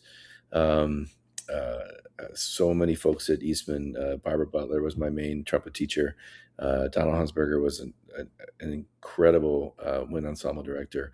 But and then going through east to Miami, Whit Seidner was the jazz person there, and Gary Green was the wind ensemble person there. So just amazing educators. But I'd say the person that I emulate the most, or try to emulate the most, is a guy named Fred Sturm, who was at Eastman when I was there. And he's such an interesting person, because if you've ever, I meet a lot of educators, a lot of musicians. I judge a lot of festivals all over the nation, all bunch of different things. And so once you find another Fred kid, that's kind of what we all call ourselves. We're all Fred kids. Immediately y'all are great friends. Like, oh yeah, Fred was, and everybody tells the same story. Fred was is my mentor. Fred was, the best educator I've ever had. He was like, when Fred was alive, especially when I was starting here, I would shoot him an email. Super busy man. I would shoot him an email asking a question about something, and within an hour and a half, I would get, hey, I have a bunch of stuff today. I'll get back to you tonight, or he would answer all your questions right away. Like, he was just one of those that, he called me Axel and always did. I was in every class I could take with him at Eastman. I brought him down um, to check out what we were doing at Baylor, and he was so interesting. As I was driving him back to the airport, he goes, "Man, don't ever leave here." And I said, I kind of made a face or whatever, because at the time we were not really struggling to get things going, but it was still fairly early in the mix. He goes, "Don't ever leave here. These kids are great, and you get to do what you want to do here." And like, he was just so impressed with what we did at Bay, because there's no pressure. There's no pressure. There's no jazz degree, but what you're doing with them is great. And so it was. And anybody who has been in Fred's band before, who's ever seen me work a band, they make comment, "Oh yeah, you direct like him, you do this, you count off like him." If you've ever been in my band before and you listen to this, the jacqueta that because if you're going to play on the and of 2 or the and of 4, you go 1 2 jacqueta bop. So the jacqueta is the 3/8 notes before you're on the end of 2 or the end of 4, and that's a Fred Stern. Like, I mean, so. The person I sort of pattern myself after the most, and not because I'm trying to pattern myself after him, but because he was the best educator that I've ever met. And so I find myself doing stuff just because I was in his band. It's Fred Stern. That's awesome. Well, what they say about mimicry, if you emulate the people you admire the most, that's the biggest form of flattery. And I think that comes back to what you've been to a lot of other people. And like I said, people reach out to you pretty consistently, from what I know, because of the relationship that you've created and the culture that you have kind of championed. Which brings me to my next question. Like, how do you make that happen? How do you make that culture what you want it to be, and how you've really championed the program that necessarily is not something like students have to take, like you said? That's a great question. I think, I think for me, I really care about my students. I've been talking about these kids that are coming back, and I just did it right then. I've got former students that are coming back that graduated in 2001, or sorry, 2002 and 2003, and like very early on, that I still call my kids. The other word I use is they're just my kiddos. Like, I have kids at home, 2 of them, and one of them actually is my kid and my kiddo right now, because he's playing lead alto in my band right now. But I try to show respect. I try to show. I feel like, I mean, I even say it like right before we left for Easter, I knew everybody was kind of scattering all over the place to go to do their Easter gigs and stuff like that. I tell them, I say, hey, 3 things. 1, we got concerts next week. Make sure you take a look at the music. 2, make sure you find some time to get some rest over the next couple of days, because the next several weeks are going to be crazy. And the 3rd thing I say is, and hey, be safe. Like, make sure you're safe on the way there, and get back here in one piece, so that we can do whatever we need to do next week. So I kind of feel like, and Baylor's a very different place, I think, than a lot of other collegiate experiences, and that our professors really care about our students. So I think that kind of helped the culture. I also try to really listen and respond to, at this concert. It's also our last concert of the year. I let all of the seniors. I have veto power, but I let all the seniors, pick a tune that they want to do at the very end, or if they don't know one, I make sure all my seniors are featured at some point on the very, very last concert, or seniors and graduating students. Because I want them to have that experience, and I want to be able to showcase them on our very last concert of the year. And I don't think that's a normal thing it's our own little senior day, like the athletics folks do. And I try to show that I care about them and I want them to succeed in whatever that it is they're doing, whether it's music or otherwise. And I try to do my best to sort of keep up with them and what they're doing after they leave this place. Because I think that's super important. I can't wait for us all to get together on Saturday and have the old folks talk to the kids that are here now, and tell them what it was like when they were here, and tell them what they're doing now, and tell them what the experiences at Baylor helped them to be prepared for any of those kind of things. Because I think it's going to be a cool hang just to have my students hear about what possibilities are when they get out of here and stuff. So it's hard for me to. I just think it's just something that's grown out of mutual respect, students for me and the program and what we do, and also an understanding of, I tell them this. I know there's not a jazz major in the room but me when the bands are rehearsing, but I demand their best, whatever that is, because why do it? Why are you wasting time in here if you're not going to do your best? Because you can learn and do all kinds of great things in here.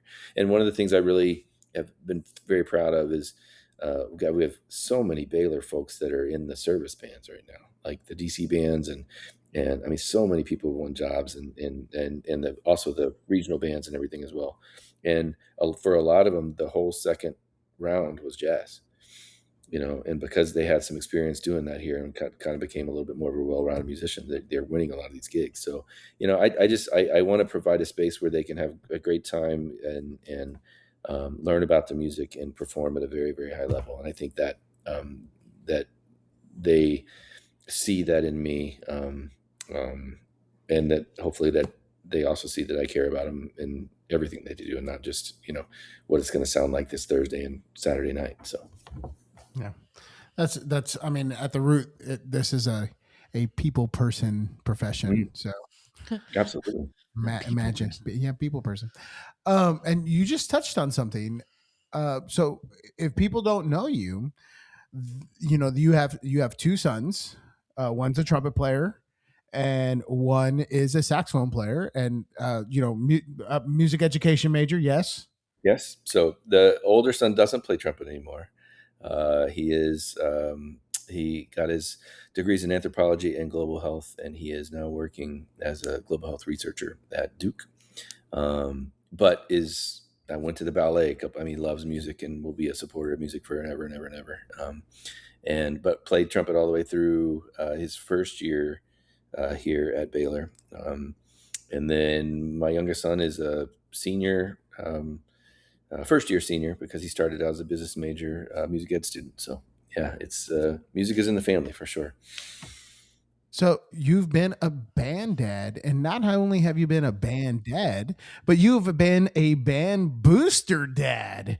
So can you tell us about what are some things being on the other side to get parents involved in the band booster organization?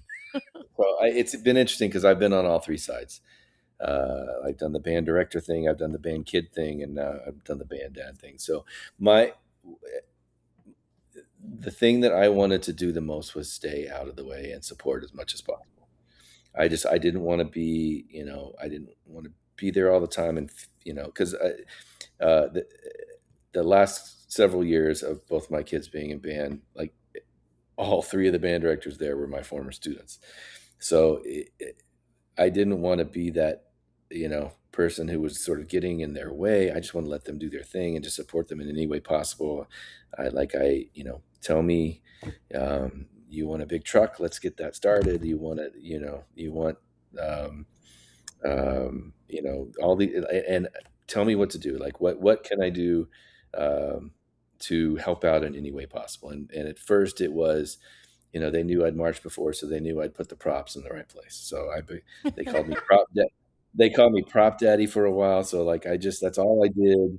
And then my son's last year there was no one to sort of take up pick up the baton, I guess, for band parents president. So, and I never wanted to do that, not because I didn't want to do it, but because I just didn't want it to feel like I was, getting in anybody's way. Like I wanted to be, um, it was, let's just say the first couple years I was there, uh, I had to sit on my hands not to get up and yell at the band and the band directors that were allowing certain things to happen in stands and all that. Like, it was very hard for me. So super excited when the new regime came in, but again, just didn't want to be in their way. So the job of a band parents president, I think, is um, to get the band parents um, excited about helping, chaperoning, supporting, and doing anything they can to make the dreams and wishes of the band directors and the band program possible. And that's what I tried to do. That's a good description. That is a good description. I watched him put together a house many times on the football field, like on I, top of the house. I have to say I've lost 2 fingernails doing that over the years. My God. Yeah, so yeah, it's a being a band dad is a serious aerobic event in a lot of ways. So, yeah. I actually just talked to a former couple of band parents about putting together the flowers. Oh gosh, the 13-foot tall flowers. Yeah, the 13-foot flowers. Yeah. I can tell how many wheelbarrows I put together too. Oh, I forgot about the wheelbarrows too. I did not. That is one of my favorite memories, is seeing Grayson realize that there was no one to push his wheelbarrow and have to get out of it and like push it himself. Yeah. So great. Yeah, it was a good memory. Well, Alex, is there a mistake that you've made that's made you a better educator? Thousands of them. I mean, I think we learn as much from those as we learn from our successes. I think even maybe more. Yeah, I mean, there's so many. A bunch of them were just stupid emails I sent that I shouldn't have sent, and sort of learn from that, or just the tone of an email, or and that's kind of the big thing nowadays. People just don't talk to each other anymore. So, like, I can go and if I can walk down the hall and go talk to somebody and, um, um, talk to them face to face, then they can see that I'm not mad at them, or, and had one several days ago where I texted something, and a person texted me back and was just like, I'm sorry I made you mad. I was like, no, you didn't. I was just telling, I was just saying I understand, and I'm working on it or whatever. So, I think in my later years, it's more that than anything else. It's you learn how to deal with students more and more who are sort of discipline problems much better when you get a little bit older. I think I wasn't as good at that when I first started. So things like that. But I mean, yeah, I mean, there's, every day I do something that I'm just like, what was I thinking? And some of those are very small things. And luckily, very few of them have been very big things, or turned into big things without me being able to, fix it in a way that didn't make it a bigger issue. So yeah, so many. And I think that you will always have those things where, like you said, this is a people first, kind of thing, and you're dealing with a whole bunch of different kind of personalities and different kind of people, and because of that, things will happen. But I think the older you get, the better you are at predicting when things might happen, so you can make sure that they don't, or fixing issues if they do. So yeah. So what kind of advice would you give to like a young band director? Be ready for anything, obviously, those kinds of things. Make it about the people and the music. Know that you won't have very many weekends to yourself, and know that going in, and just, and be as joyous about it as possible, because you get to spend time with people that hopefully you enjoy working with and students that you enjoy working with. Um, and and know that, you know, a huge part of your job is sitting at a computer doing whatever, you know, whether that's forms for UIL or you know, emails you have to send to people or emails you have to send to parents, or dealing with raising all the money so you can go watch in the Rose Bowl, or, you know, all the different things that you have to do that are, you know, I joke after was prop daddy for a little while that we should teach a class at Baylor to all of our music ed students on how to build props, because, you know, there's many summers where you guys are out there in the heat building a piano or building you know, or whatever. So yeah, just know you wear lots of hats, and one of those hats is and the most important one of those is keeping your kids safe and making sure they learn um, lots, as much as you can teach them, and as much as they'll let you teach them. Yeah. What's something that you wish you would have known before, like going into this profession? That's a great question. I kind of it's so because my mom was a teacher, and she taught at both high school and I kind of grew up in the profession. So I don't know if there was anything that was super surprising to me. So I don't know if I really have a great answer for that. There's, I mean, a lot of little things like but um, um, I mean, I can't say that I wish I'd known how to teach. Uh, you know, I guess the one coming to Baylor is I understood the theory behind it, but I didn't really understand how to teach the theory behind it. This is just one of a thousand things that I wish I'd known to be able to do better. But I'm much better at. It took me like maybe 2 or 3 years to be able to explain the theory behind improvisation to people, because I'd never had to teach it before. You know, I just did it, and I used it to improvise, or I did it to um, arrange or compose or anything along those lines. But um, I didn't, you know, I had never had to explain it before. So I guess and that goes for a lot of different things. I guess I wish I had learn more pedagogical. I wish I had more pedagogical knowledge of how to teach things when I got into this profession, because I neither one of my degrees were education degrees. So I didn't do all of the education things and all of the you know, clarinet class and the flute class and all the methods classes and things like that. So for me it was a little bit of a learning curve to be able to teach. So I guess that's the biggest one. That there's still pedagogical stuff that I'm struggling with. Yeah, me too. Mostly Me too, flute. you know. And you know, I've been teaching for 30 years now. Um, it's crazy to me, and I mean, there's still things that, like, every once in a while I'll say something like an analogy or something. I'm like, "Ooh, that was good. That's good," you know. And I wish I'd come up with that 30 years ago. Could have been using it this whole time, you know. So, but yeah, I think that's all part of it. Do you have like a favorite memory as a director? So many. So I guess with the high school,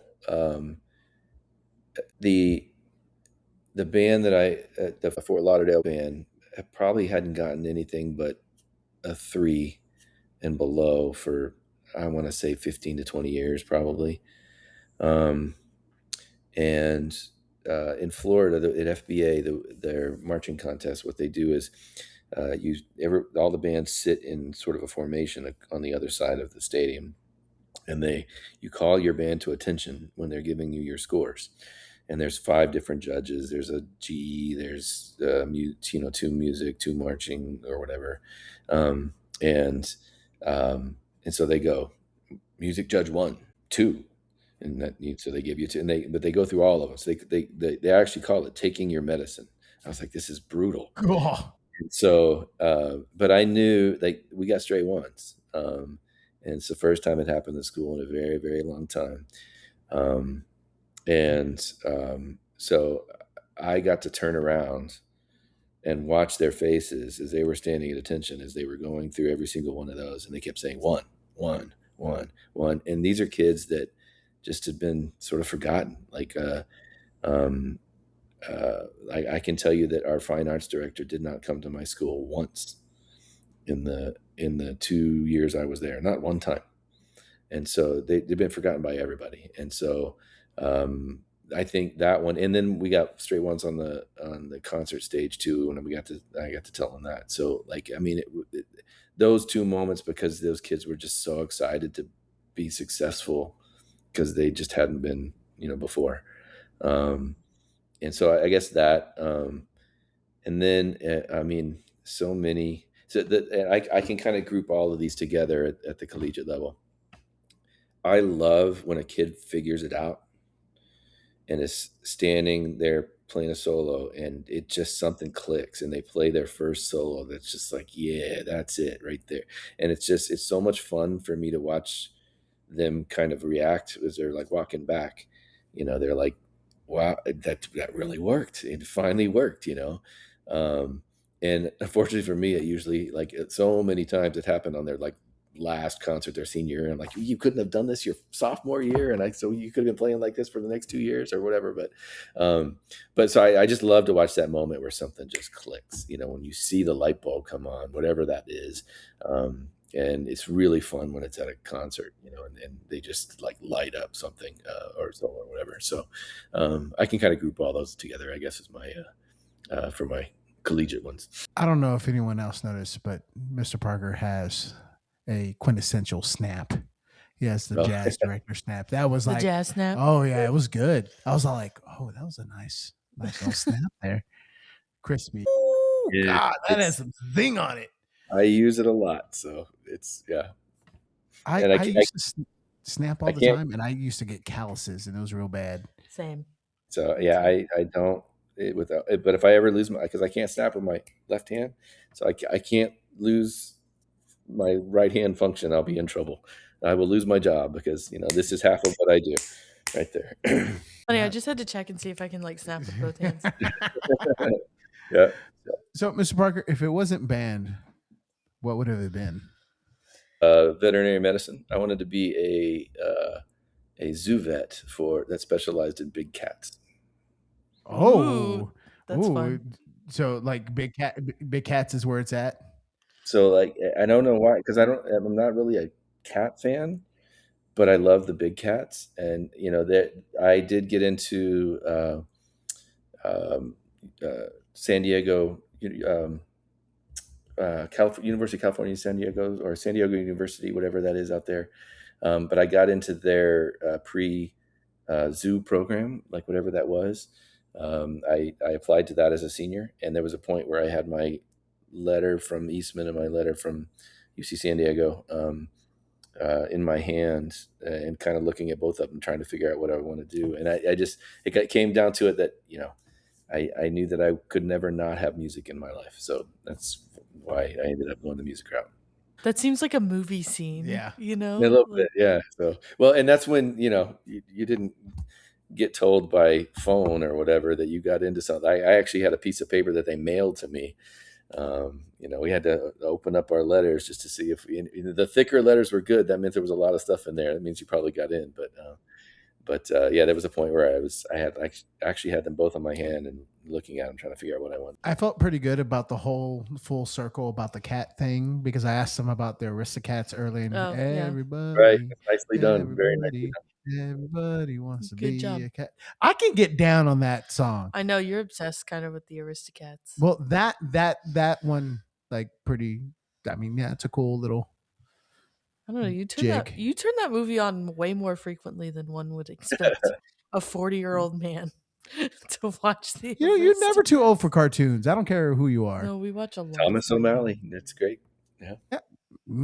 O'Malley cat. I mean, what?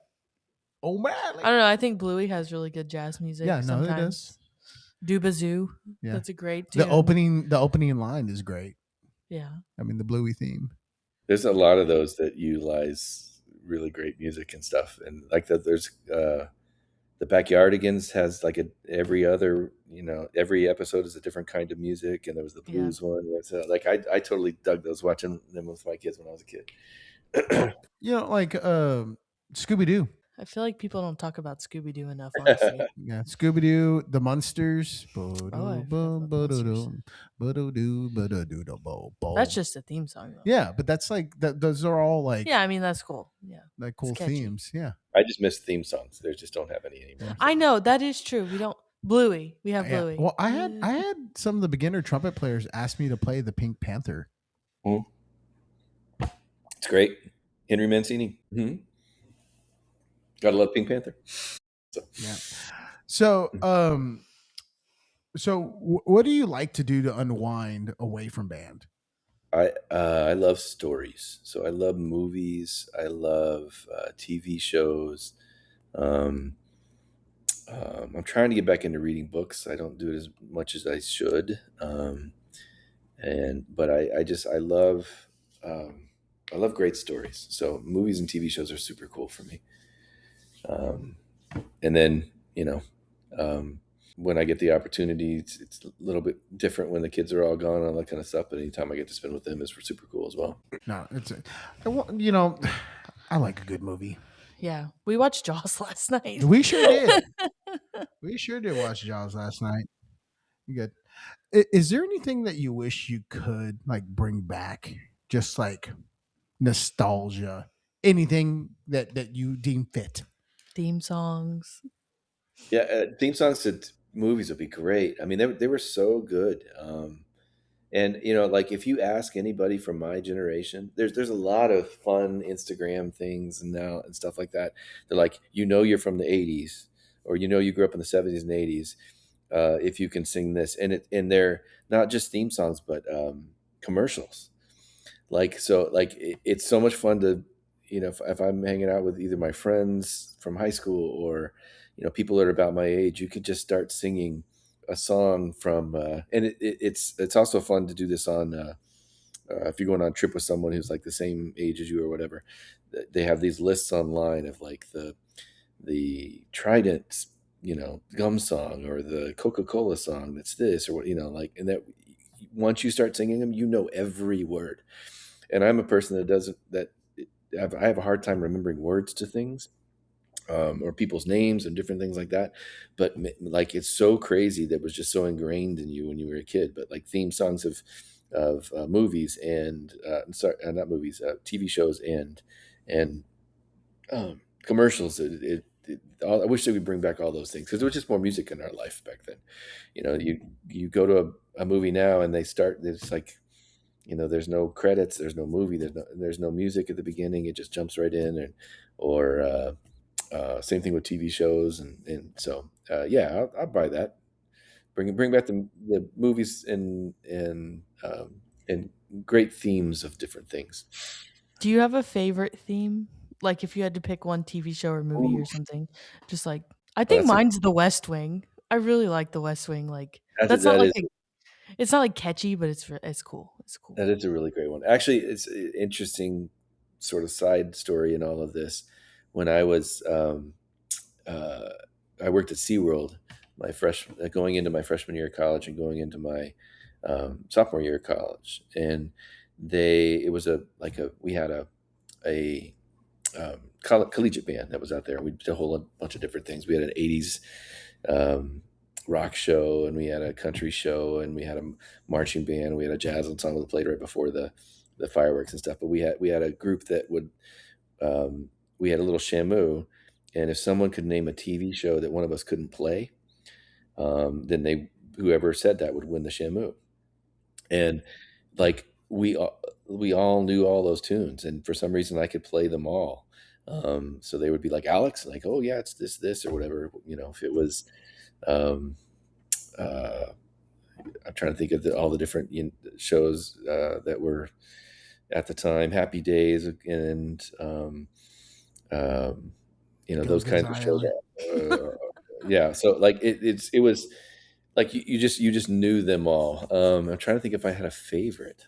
The Flintstones. That's a great one. That's Flintstones are rhythm changes. It's I got rhythm. So I go Flintstones. It's a pretty good one because it's that the way they wrote that over rhythm change is pretty cool. That is cool. And then as a trumpet player, there's the Jetsons, which have all the high notes. So Yeah. as a kid, I probably would have on those high notes. As a kid trumpet player, I probably would have said that one. Yeah. Well, it's like the Incredibles. Yeah. Yeah. Same thing. Wayne Bergeron screaming on all that stuff. Just because. Yeah. Just because. Absolutely. Do you have like a favorite jazz like trumpet artist? Yeah, it again, that's one of those ones that just changes all the time. If you made me pick one, I'd say Clifford Brown, but yeah, that changes for me day to day, just to kind of my mood or who I'm listening to at the time. Did Gonna Fly Now really inspire you when you? So I did have a shirt when I was a kid that was black because I went to his show that in huge pink letters said Maynard across the front. I did have that shirt, yes. So, and it was funny because like there were a lot of people in the band who didn't know who Maynard Ferguson was, and they were just like, Maynard, is that like a dork? Like he's just wearing a shirt that says dork or whatever, across the front. I was like, no, it's an actual guy. But yes, I had that shirt. That's good. I wish we could get a hold of that picture. Yeah. Yeah. That is great. Love it. So I went to see him, and he does this thing, or you did this thing where you like walk around the theater, and I was on the end, and I'm like, oh, Maynard, he's so amazing. And then he walked right past me, and he played a note and took the thing off his face, and he had all of this scarring right here on his upper lip, and so I was like, maybe I don't want to play like Maynard. That was both the beginning and the end of my Maynard fandom, I guess. Man, I mean, those guys could scream. Yeah, it was like ridiculous. Okay, so like, I know you're a man of many trades when it comes to jazz, but is there a style of jazz in which you find yourself to lean more towards? hard bop probably. Just because that I just like a lot of the people in that particular era, and that's kind of when I was sort of coming up playing or whatever. Those are the people I try to emulate the most. So probably hard bop. And then the folks nowadays like Ingrid Jensen and stuff like that, it just are fascinating to me.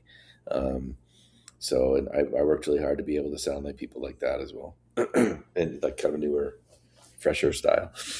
I think I have two that I kind of lean on. I really enjoy big band.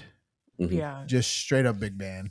And then I really enjoy just Latin in general. Like in general, like any Latin. Yeah. Afro-Cuban. Anything. Yeah. It's a wide genre. Yeah, it is a wide genre. But like it's just like if I'm ever just like in a bad mood, if you turn on Latin, I don't think I could be in a bad mood. Check out Mario Bauza. That's a real solid jazz Latin crossover person. Like it. His stuff is very jazz and very Latin. His name's Mario Bauza. Bauza. Okay, I'm gonna have to put I'm that sure on you this. would like that. I will put that on the Jose always picks like concert band pieces that emulate jazz styles. Mm-hmm. It's kind of like I don't know why. You didn't do it this year. But not this year. Yeah, the Wizard of Oz that you picked, the James Barnes. Well, I'm also doing the Omar Thomas Shenandoah, which is heavily influenced. Mm-hmm. That's true. And then last year I did Let Me Be Frank, which is the Mackie doing Frank Kelly. Melodious Thunk. Which is based on Salt Peanuts. Yep. I do a lot of jazz stuff, actually. Yeah, gotta do Blue Shades at some point. Oh my goodness, I gotta have a clarinet player first. Yeah. We're not quite there yet. You blow in this end. Yeah. Well, do you have a guilty pleasure TV show? Oof. Scrubs. Oh, have you been watching the new season?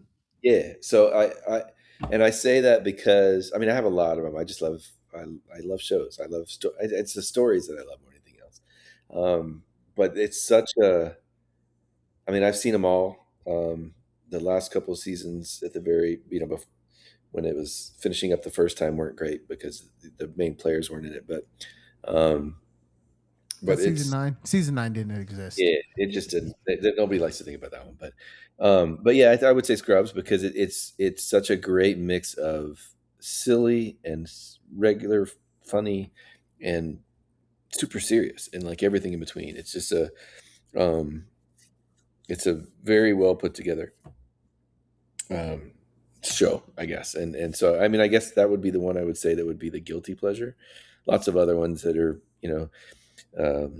I think the best TV ever was Band of Brothers. So good. So great. And so, I mean, there's the ones like that, but I wouldn't call that a guilty pleasure. That's just amazing. So, but yeah, things like that are what I go to. So, and everything in between, the crazy kind of silly stuff that's on Scrubs and the very serious stuff that's in stuff like Band of Brothers. I don't ever think I've actually seen all of Band of Brothers. Oh, I know. I know. good. I don't think I've ever told Jose that on purpose. It's I would watch it. Like, it's good. We can watch it. You would enjoy it. Because, like, based on the type of books and stuff that I read, that's like right. Conspiracy theory, yeah. No, I do not read. There's going to be a conspiracy theory that I'm a conspiracy theorist because you keep saying that I am, and I'm not. Yeah. Well, it's the Mormon wives situation is how is that? Oh, because I think that that's not a conspiracy theory. Is it? Is it not? I don't think it's it's kind of a conspiracy between ABC, Hulu, and Disney because they're all the same company. Yeah. So anyway, it's a conspiracy. Yeah, it's all the mouse. It all leads back to the mouse. The mouse owns all. Yeah, that's really what it comes down to. Yep. So, if someone's coming to Waco, like, where is the place that you would tell them you must go eat? Hellberg Barbecue. Oh yes, 100%. Get behind that. I would say that's the most Waco kind. I mean, George's is great and fun, but I mean, Hellberg is a very Waco kind of establishment. It's got the barbecue. It's got you're kind of in a barn, and so yeah, and it's great food, really great food. Yeah, good. The pitmaster, the owner, Phil, is a band guy. Really? That's cool. He played quads at the Woodlands. Oh, awesome. So yeah, and he's buddy. I met Phil through Joe Gassler. Oh yeah. Yeah, and Joe's Joe. Joe's Joe, yeah. Yeah. All right, Mr. Is he still in town? Is Joe still in town? Yeah. Oh yeah. Okay. He still plays with the Waco Symphony, and he plays. Oh, cool. You'll see him at Hellberg at some point in time, I'm sure. Oh, awesome. Yep. So I got some quick fire questions that are never quite quick fire. So we're gonna get these out, and you answer them as quickly as you can. Thus, the quick fire questions. All right. So Taylor Swift, Miley Cyrus, or Ariana Grande? Get it together. Ariana Grande. Ooh, favorite rom-com? You Got Mail. Solid. Is pineapple acceptable on pizza? Absolutely. Is a taco a sandwich? Toilet paper, over or under? Over. Which Twix do you prefer, the left or the right? Definitely the right. Is a black belt and brown shoes acceptable? No. Sousa, King, or Fillmore? Sousa. Do you have a favorite stand tune?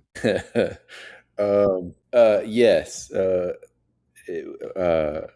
We played one in my high school. It was called Fire Dance, and it had a really fun trumpet solo in it. So I'll say Fire Dance. We also played, as a stand tune, we also played Rolling Thunder when I was in high school. Oh gosh. We're just saying you're going to pull this one up for fun, guys. We had quite a few pretty amazing trombone players in my high school. So God, that's a flex. That is a flex. That is a flex. What do we play in the stands today? Rolling Thunder. Rolling Thunder, yeah. Oh, the Melody Shop. Yeah, we had a Haas euphonium player. Yeah. What's the worst stand tune? Oof, the Hey song. Oof. Although I use the Hey song as a perfect example of a shuffle. I remember this. you got to. I mean, it's a shuffle. So I have to say I'm glad people play it because it's a good example. I do have to say the types of rhythm stuff in Latin jazz really confuses me. Like the samba versus this versus that versus that. Yeah. Like all that stuff. I'm like, that's beyond me. So I played in the salsa band at University of Miami. And for two reasons. It looked like so much fun. And the second reason is I wanted to learn the difference between all of them. Mm-hmm. And my first day in there, and I consider myself a pretty good reader, I was like stepping on everything. I sounded terrible. And I was like, got halfway through the rehearsal and I was making mistakes everywhere. I couldn't count. I couldn't come in right. And finally the trombone player next to me leans over and goes, "Bass player never plays on the downbeat."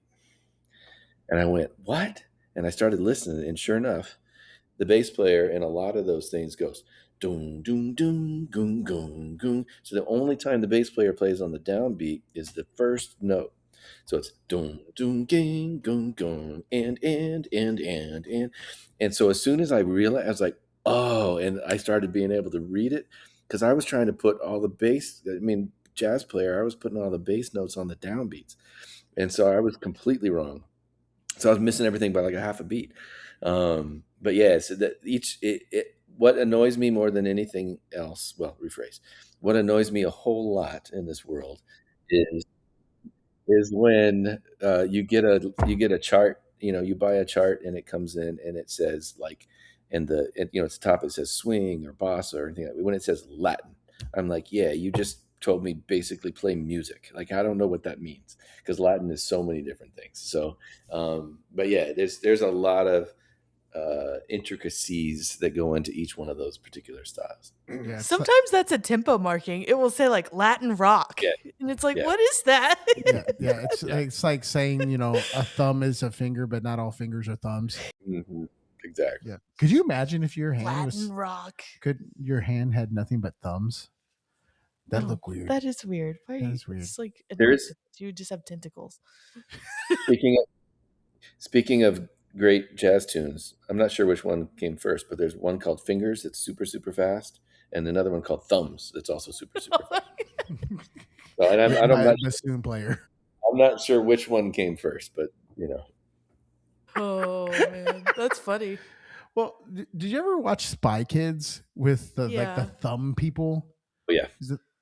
What were we doing? Oh, it's so bad. Robert Rodriguez, get it together.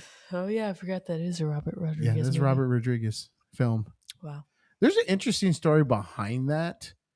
I vaguely remember like watching like an Instagram reel or something about this, but I don't know what it was. Have you, Mr. Parker? I don't know how often you're on TikTok. How often are you on TikTok? Are you on TikTok very often? TikTok, no. I do the formerly known as X, or no, formerly known as Twitter. Yeah. It's like Prince. The artist formerly knows as Twitter. I do that one, and I do Facebook because I'm old. And actually, interesting story. I was one of I don't want to say the first people. But I was on Facebook super early because it was at Baylor very, very early. Yeah. Yep. Like, and my kids were coming to me, like students were coming to me and say, "Hey, you need to try this thing called Facebook." I was like, "What the heck are you talking about?" But like I got on it when it first came to Baylor, and Baylor was one of the very first schools where it went, and so I was on it like pretty early in the mix. So so that makes up for the fact that only old people use it now. And then the Instagram thing, but yeah, I'm not a TikToker, so. Well, the reason I'm bringing that up is because I meant to bring this up earlier. There's a video of this, older African American fellow talking about like D minor. Why are you playing? Yeah. That's what I imagine you talking about with like. Let's be real. You saw that on Instagram. You're also old. No, it was on Instagram. You said TikTok. Yeah, because I have it pulled up on my TikTok right now. So. Man. What's your favorite store? Target. I like a good Target. Yeah, good. Yeah, and Target tells you what to buy. Now that you've learned that, No, it's I taken a few mean, years. for me, it's been HEB. So when we talked about Yeah, it, HEB tells you what. Hey, can't go wrong with HEB because I like food, so that works too. Do you have a walk-up song? Oh, oof, wow. This one I might have to think about for a little while. This one also always makes me think of Jason Nitch because of the answer that he gave me. Yeah, that was a good one. What was his answer? Bitch better have my money. Very nice. Yeah, so like this is one of those moments like I don't remember. Like I have a hard time remembering. Like we talked about this a little bit earlier. I have a hard time remembering words. Um, like I can tell you what my dad's phone number was like at his work when I was in fourth grade. I can play every stand tune, note for note that I've ever played. I can play every UIL song like from like seventh grade on, note for note. I remember that stuff so well, but I can't remember words. So this might be a little hard for me to come up with a particular tune. I feel like it's a Stevie Ray Vaughan like so? Chart. I think that would be it. Just edgy enough to be edgy, but not over the line. I feel like edgy would be good.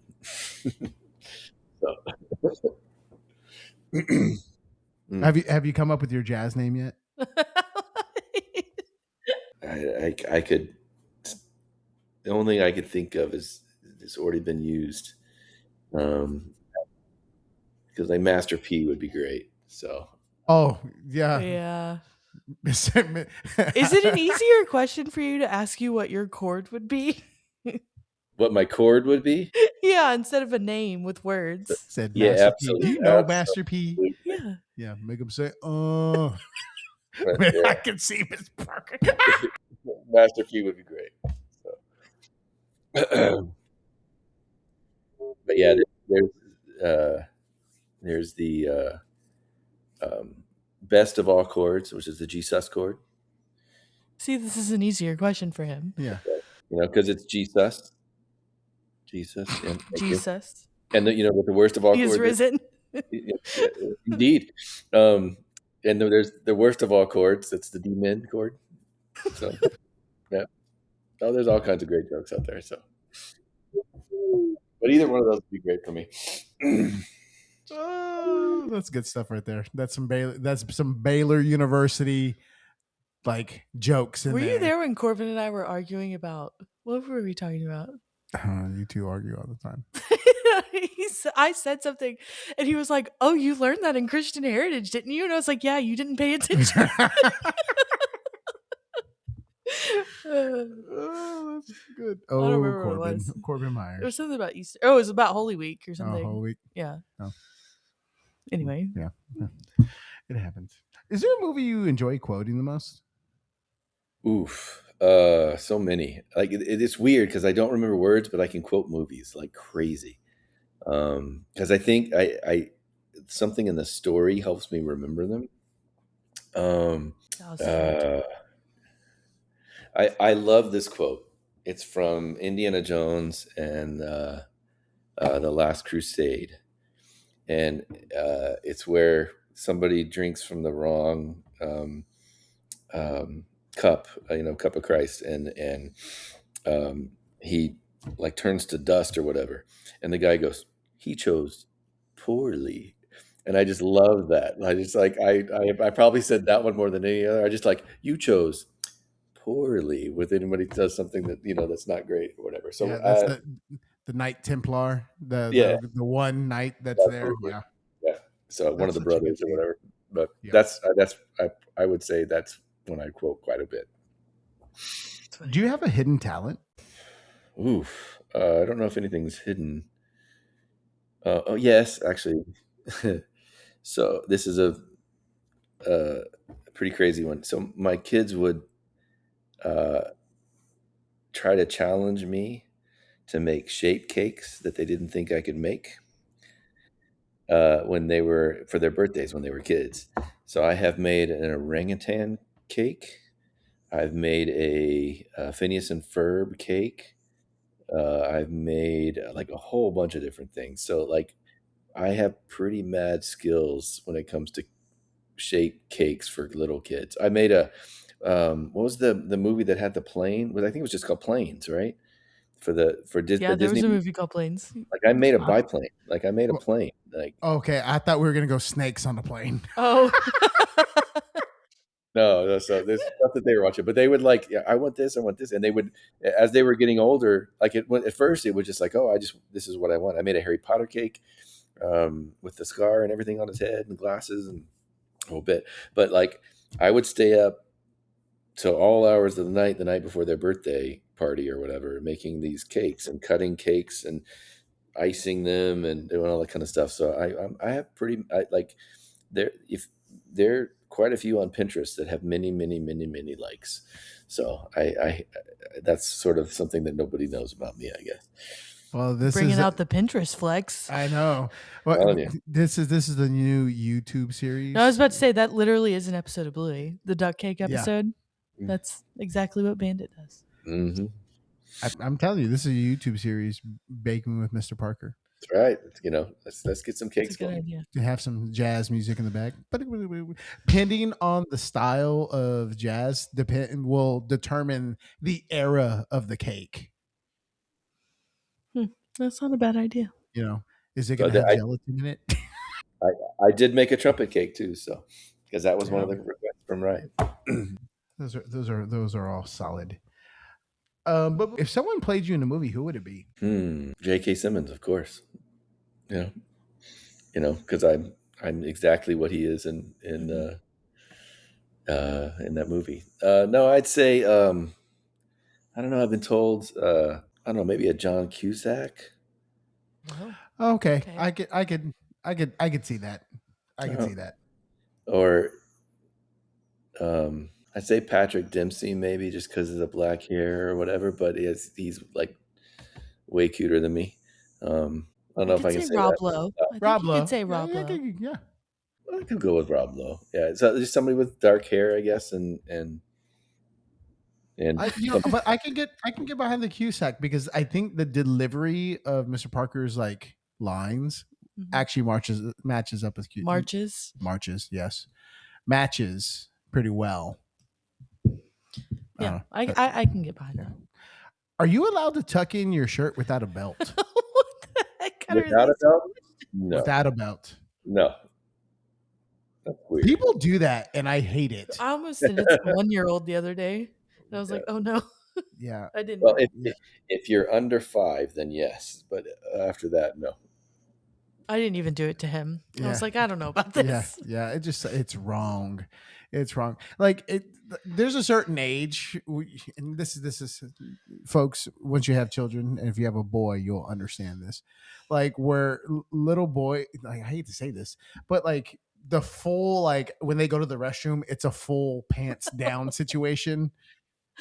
That's I think until you we haven't outgrown that stage yet. So. When you figure that out, I think that's when you can stop tucking in your shirt. Well, the belt is like a hard, like if you think about that for like a kid to wear a belt, it's like a hard motor skill. Yeah, because like I'm pretty sure that both of my boys have outgrown that, but I don't know for sure. I hope so.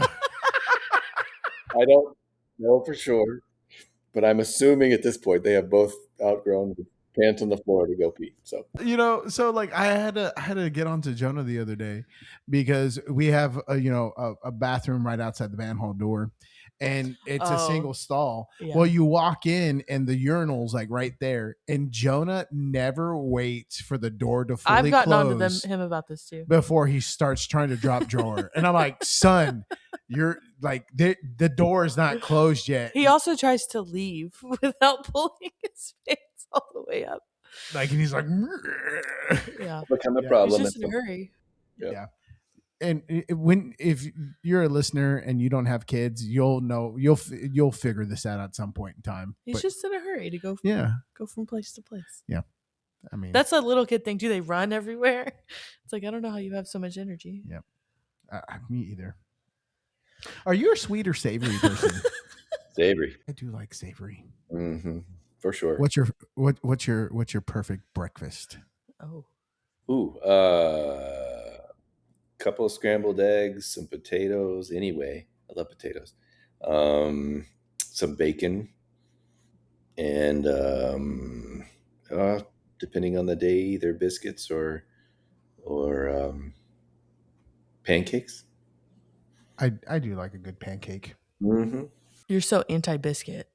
I am anti-biscuit. I don't understand that. That's right. It's not the right it's not the correct type of breading that I want in my But life. you have a tortilla so thin. Like if it's not like a It is. taco. It is the most universal utensil.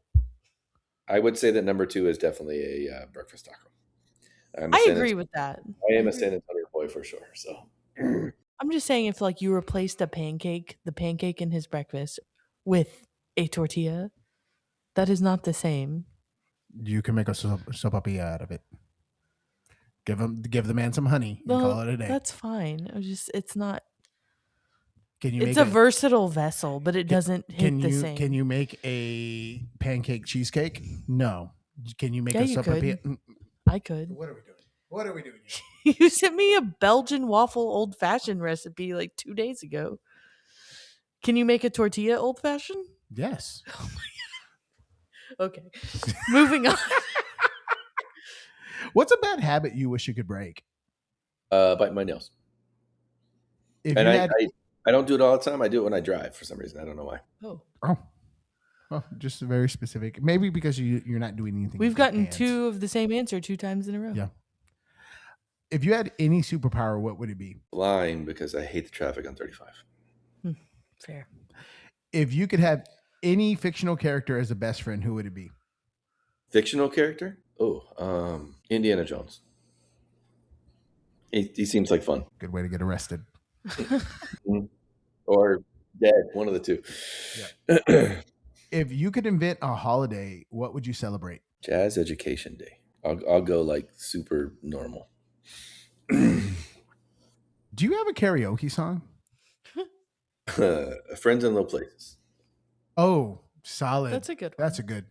I have a low voice, so that low place it like works great. Yeah. Is Die Hard a Christmas movie? Absolutely. It happens during Christmas. It's a Christmas movie. If you could have dinner with any 3 people, dead or alive, who would they be? Good question.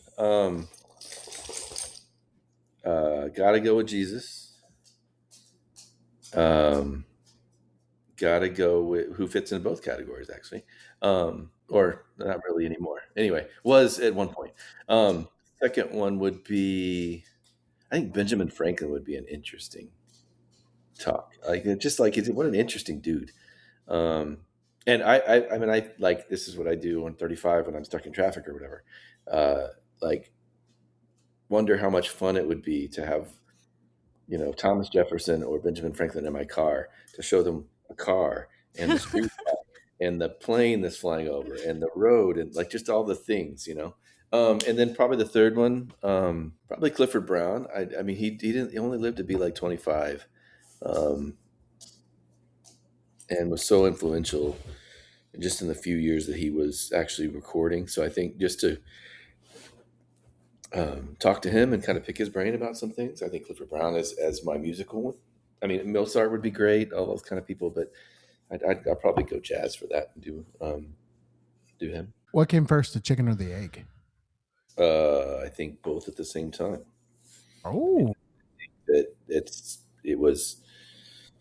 I mean, I think probably if you really sort of get into the, it would be the chicken that laid the egg, because theoretically God put all of the creatures on the earth at the same time. But maybe he'd put eggs at the same time too. I don't know. That's a question for when I have somebody who actually knows the answer. If you had a time machine, what historical event would you go to and why? Can I pick 3 again? Sure. So, because I have 3 different categories. Obviously, go back to time of Jesus. I'd go back to, and they're all sort of the same thing. I would go back and see Clifford Brown play something somewhere. Would just love to see that. And then the third one would be going back to the time of the Second Continental Congress, and watch how all that stuff. My mom was a history teacher, so I mean, I've been to every Civil War battlefield you can possibly imagine, every American and Revolutionary War battlefield. And this is fun fact. Um, this my first memory was when I was 4 years old, and I was standing outside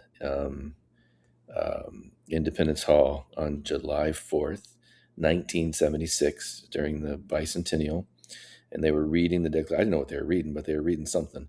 They were reading the Declaration, but my mom made sure that we were in Philadelphia on the bicentennial. So like I remember that, and that day for some reason. So that time has always been very interesting to me. That's pretty cool. That is pretty cool.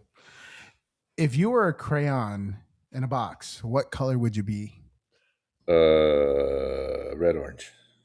Red orange. Yeah. How would you describe your job to an alien who just landed? Beep beep boop bop beep bop. I count, snap, and what would be the third thing? I count and snap for a living. That's good enough. This is my gig. 1 and 2, 1, and then I just get out of the way. Okay, we're gonna play by the Aladdin rules, which is you can't like make anybody fall in love, or bring anybody back from the dead, or ask for more wishes. If you have 3 wishes, what would you wish for? I mean, just that people would get along. I mean, this is an interesting world at the moment. So I think that, and I think my asking for money is a different kind of thing. I mean, I'm not one that needs.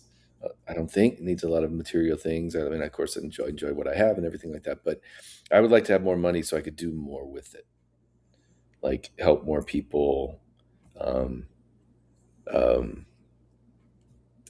Help more people be able to attend Baylor. Those kinds of things. And then the third one would be, these are hard. Just that there would be less suffering in the world. There's people suffering for when they shouldn't be. I mean, we know how to do water, we know how to do food, we know how to do all of those kind of things, and there's people who don't have those things, and that's just incredible to me. And just knowing a lot about this, my son's very into global health and all that kind of stuff. So just like hearing him speak about the inequities of healthcare in our world is insane. The levels of inequity between the poor and the people who have money, and it shouldn't be. I mean, we know how to do those things, and as humans, and we should make sure that every human has that essential right to, essential healthcare. If you were guaranteed the answer to Sorry, I didn't mean to bring it down or anything right there. Oh no, you're totally fine. You're totally good. Well, I mean, and that's the thing about this. Like, we ask these questions because, like, there's just such an emotional depth that sometimes people don't get to witness from people, just because like we are surrounded by sometimes limitations of professionalism, and we do not allow ourselves to be seen completely. And this is just like another facet of doing that. And I think that is something that, and I've said this about you several times already, is that I think that's what makes you special, um, in your relationships with people, and special with like how you try to mold the people that are around you.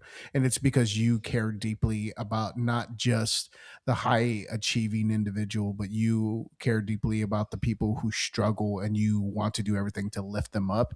And I think the people that don't know you need to hear those types of things, because that will bring them closer to understanding why your program is super special, and why people look forward to going back to Baylor and being part of your program. And then also like understanding that's a big component of how programs are successful, because you got to show that depth and that caring and that understanding from the bottom up. And I think that says a lot. So, if you were guaranteed the answer to one question, what would it be? Why mosquitoes? Jeez. Either that or the platypus, one of those two, like explain that to me. I can get behind the platypus. Yeah. I don't support the mosquito. No, I Not do a not. supporter of mosquitoes either. Not a Seems mosquito like, person. and I get it, food for other things, but surely we could come up with something else. Mosquitoes and fire ants. We don't need either one of them. You know how I watch those? This is so random. The Venus flytrap videos Yes. where the guy feeds black widows to them. Yes. I have to stop watching the videos. I've been having dreams about black widow spiders. It's just like terrifying. Yeah, stop that. Yeah. You know what he said mosquitoes, and I just like remember the terror of watching Jumanji for the first time. Oh my gosh. That's the first movie I ever saw in theaters. You want to talk about trauma? I'm traumatized still. Why did my parents take me to see that? I was like 4. Yeah. Yeah, that was That's pretty rough. I mean, my first Jurassic movie, Park. it was Jurassic Park that I can remember. Do you remember your first movie in the theater? Yeah, I know. We went to go see Star Wars when it first came out. That's so cool. I mean, I was when I saw Jurassic Park, I was working at Disney, in a college band at Disney. We all went together to go see it over that summer that it came out. So, I mean, I remember that one, but I think the first one I remember going to see would have been Star Wars, because I remember walking out of there because my dad did not want to go. It's like some space movie. What's going to be stupid? And he walked out just like super excited about what he just saw. But it was 77, I think. So it would have been 5. Yeah. So it was, but I do remember seeing that movie. What a cool. That is really cool. Anybody who's seen those in theaters, like, well, we went to like midnight release of Phantom Menace when I was, I must have been like 5, I guess. I don't know. Did it come out in 97? I think I went to the midnight Phantom Menace with 3 or 4 faculty members from Baylor, including Barry Krause. So Barry Krause. Mm-hmm. So Chris Bianco. Oh, those were the days. Yeah, I think Chris went with us too, actually. Yep. So of course he did. He seems like the guy that would. All right, I got a couple last questions. Okay, go for it. These go in a pair. So this is the true sign of being a Texas person. Mm-hmm. Is there a Dairy Queen in your hometown? Absolutely. Okay, what is your Dairy Queen order? Well, when I was a kid, it was the dude. Can't go wrong there. But it's the Dilly Bar. Dilly Bar. Okay. We having. So you have to remember that when I was a kid, they didn't have the all the new things that they have and all that kind of stuff. It was, you either got a Dilly Bar or you got a cone or a dipped cone. Those were the only 3 things they had. Really? They didn't have a Blizzard yet? No, the Blizzards came like when I was maybe in high school or maybe a little after. I was going to guess like the 90s. I have to look it up. I have to do some research. Yeah. So, I mean, I graduated from high school in 90. So, I mean, it was well after that, I think. But the Dilly Bar was, it's the same thing as getting the Mickey ears ice cream when you go to Disney. It's just it's a staple, standard, great stuff. The Blizzards came out in 1985. Oh. Yeah, I would have been in middle school. Yeah, yeah. That's much later than I thought. Yeah. I remember when the McFlurry came out. That's like a similar. Okay, yep. But here's the problem about the McFlurry. Nobody's ever able to get a McFlurry because the ice cream machine never works. It's always broken. Always broken. Yep. Of course. Do they realize that's a thing for them? Like, yeah. Oh yeah. Like, my goodness gracious. Oh yeah, they know. Well, I think that's all I got. Oh, that's all I got. I'm. Mr. Parker, do you have anything else? I don't think so. This was fun. All righty. Thanks for coming and talking with us. Absolutely. Thanks for having me. Yeah. Well, thanks for listening to Band Yap. We'll see you next time. Bye. We out.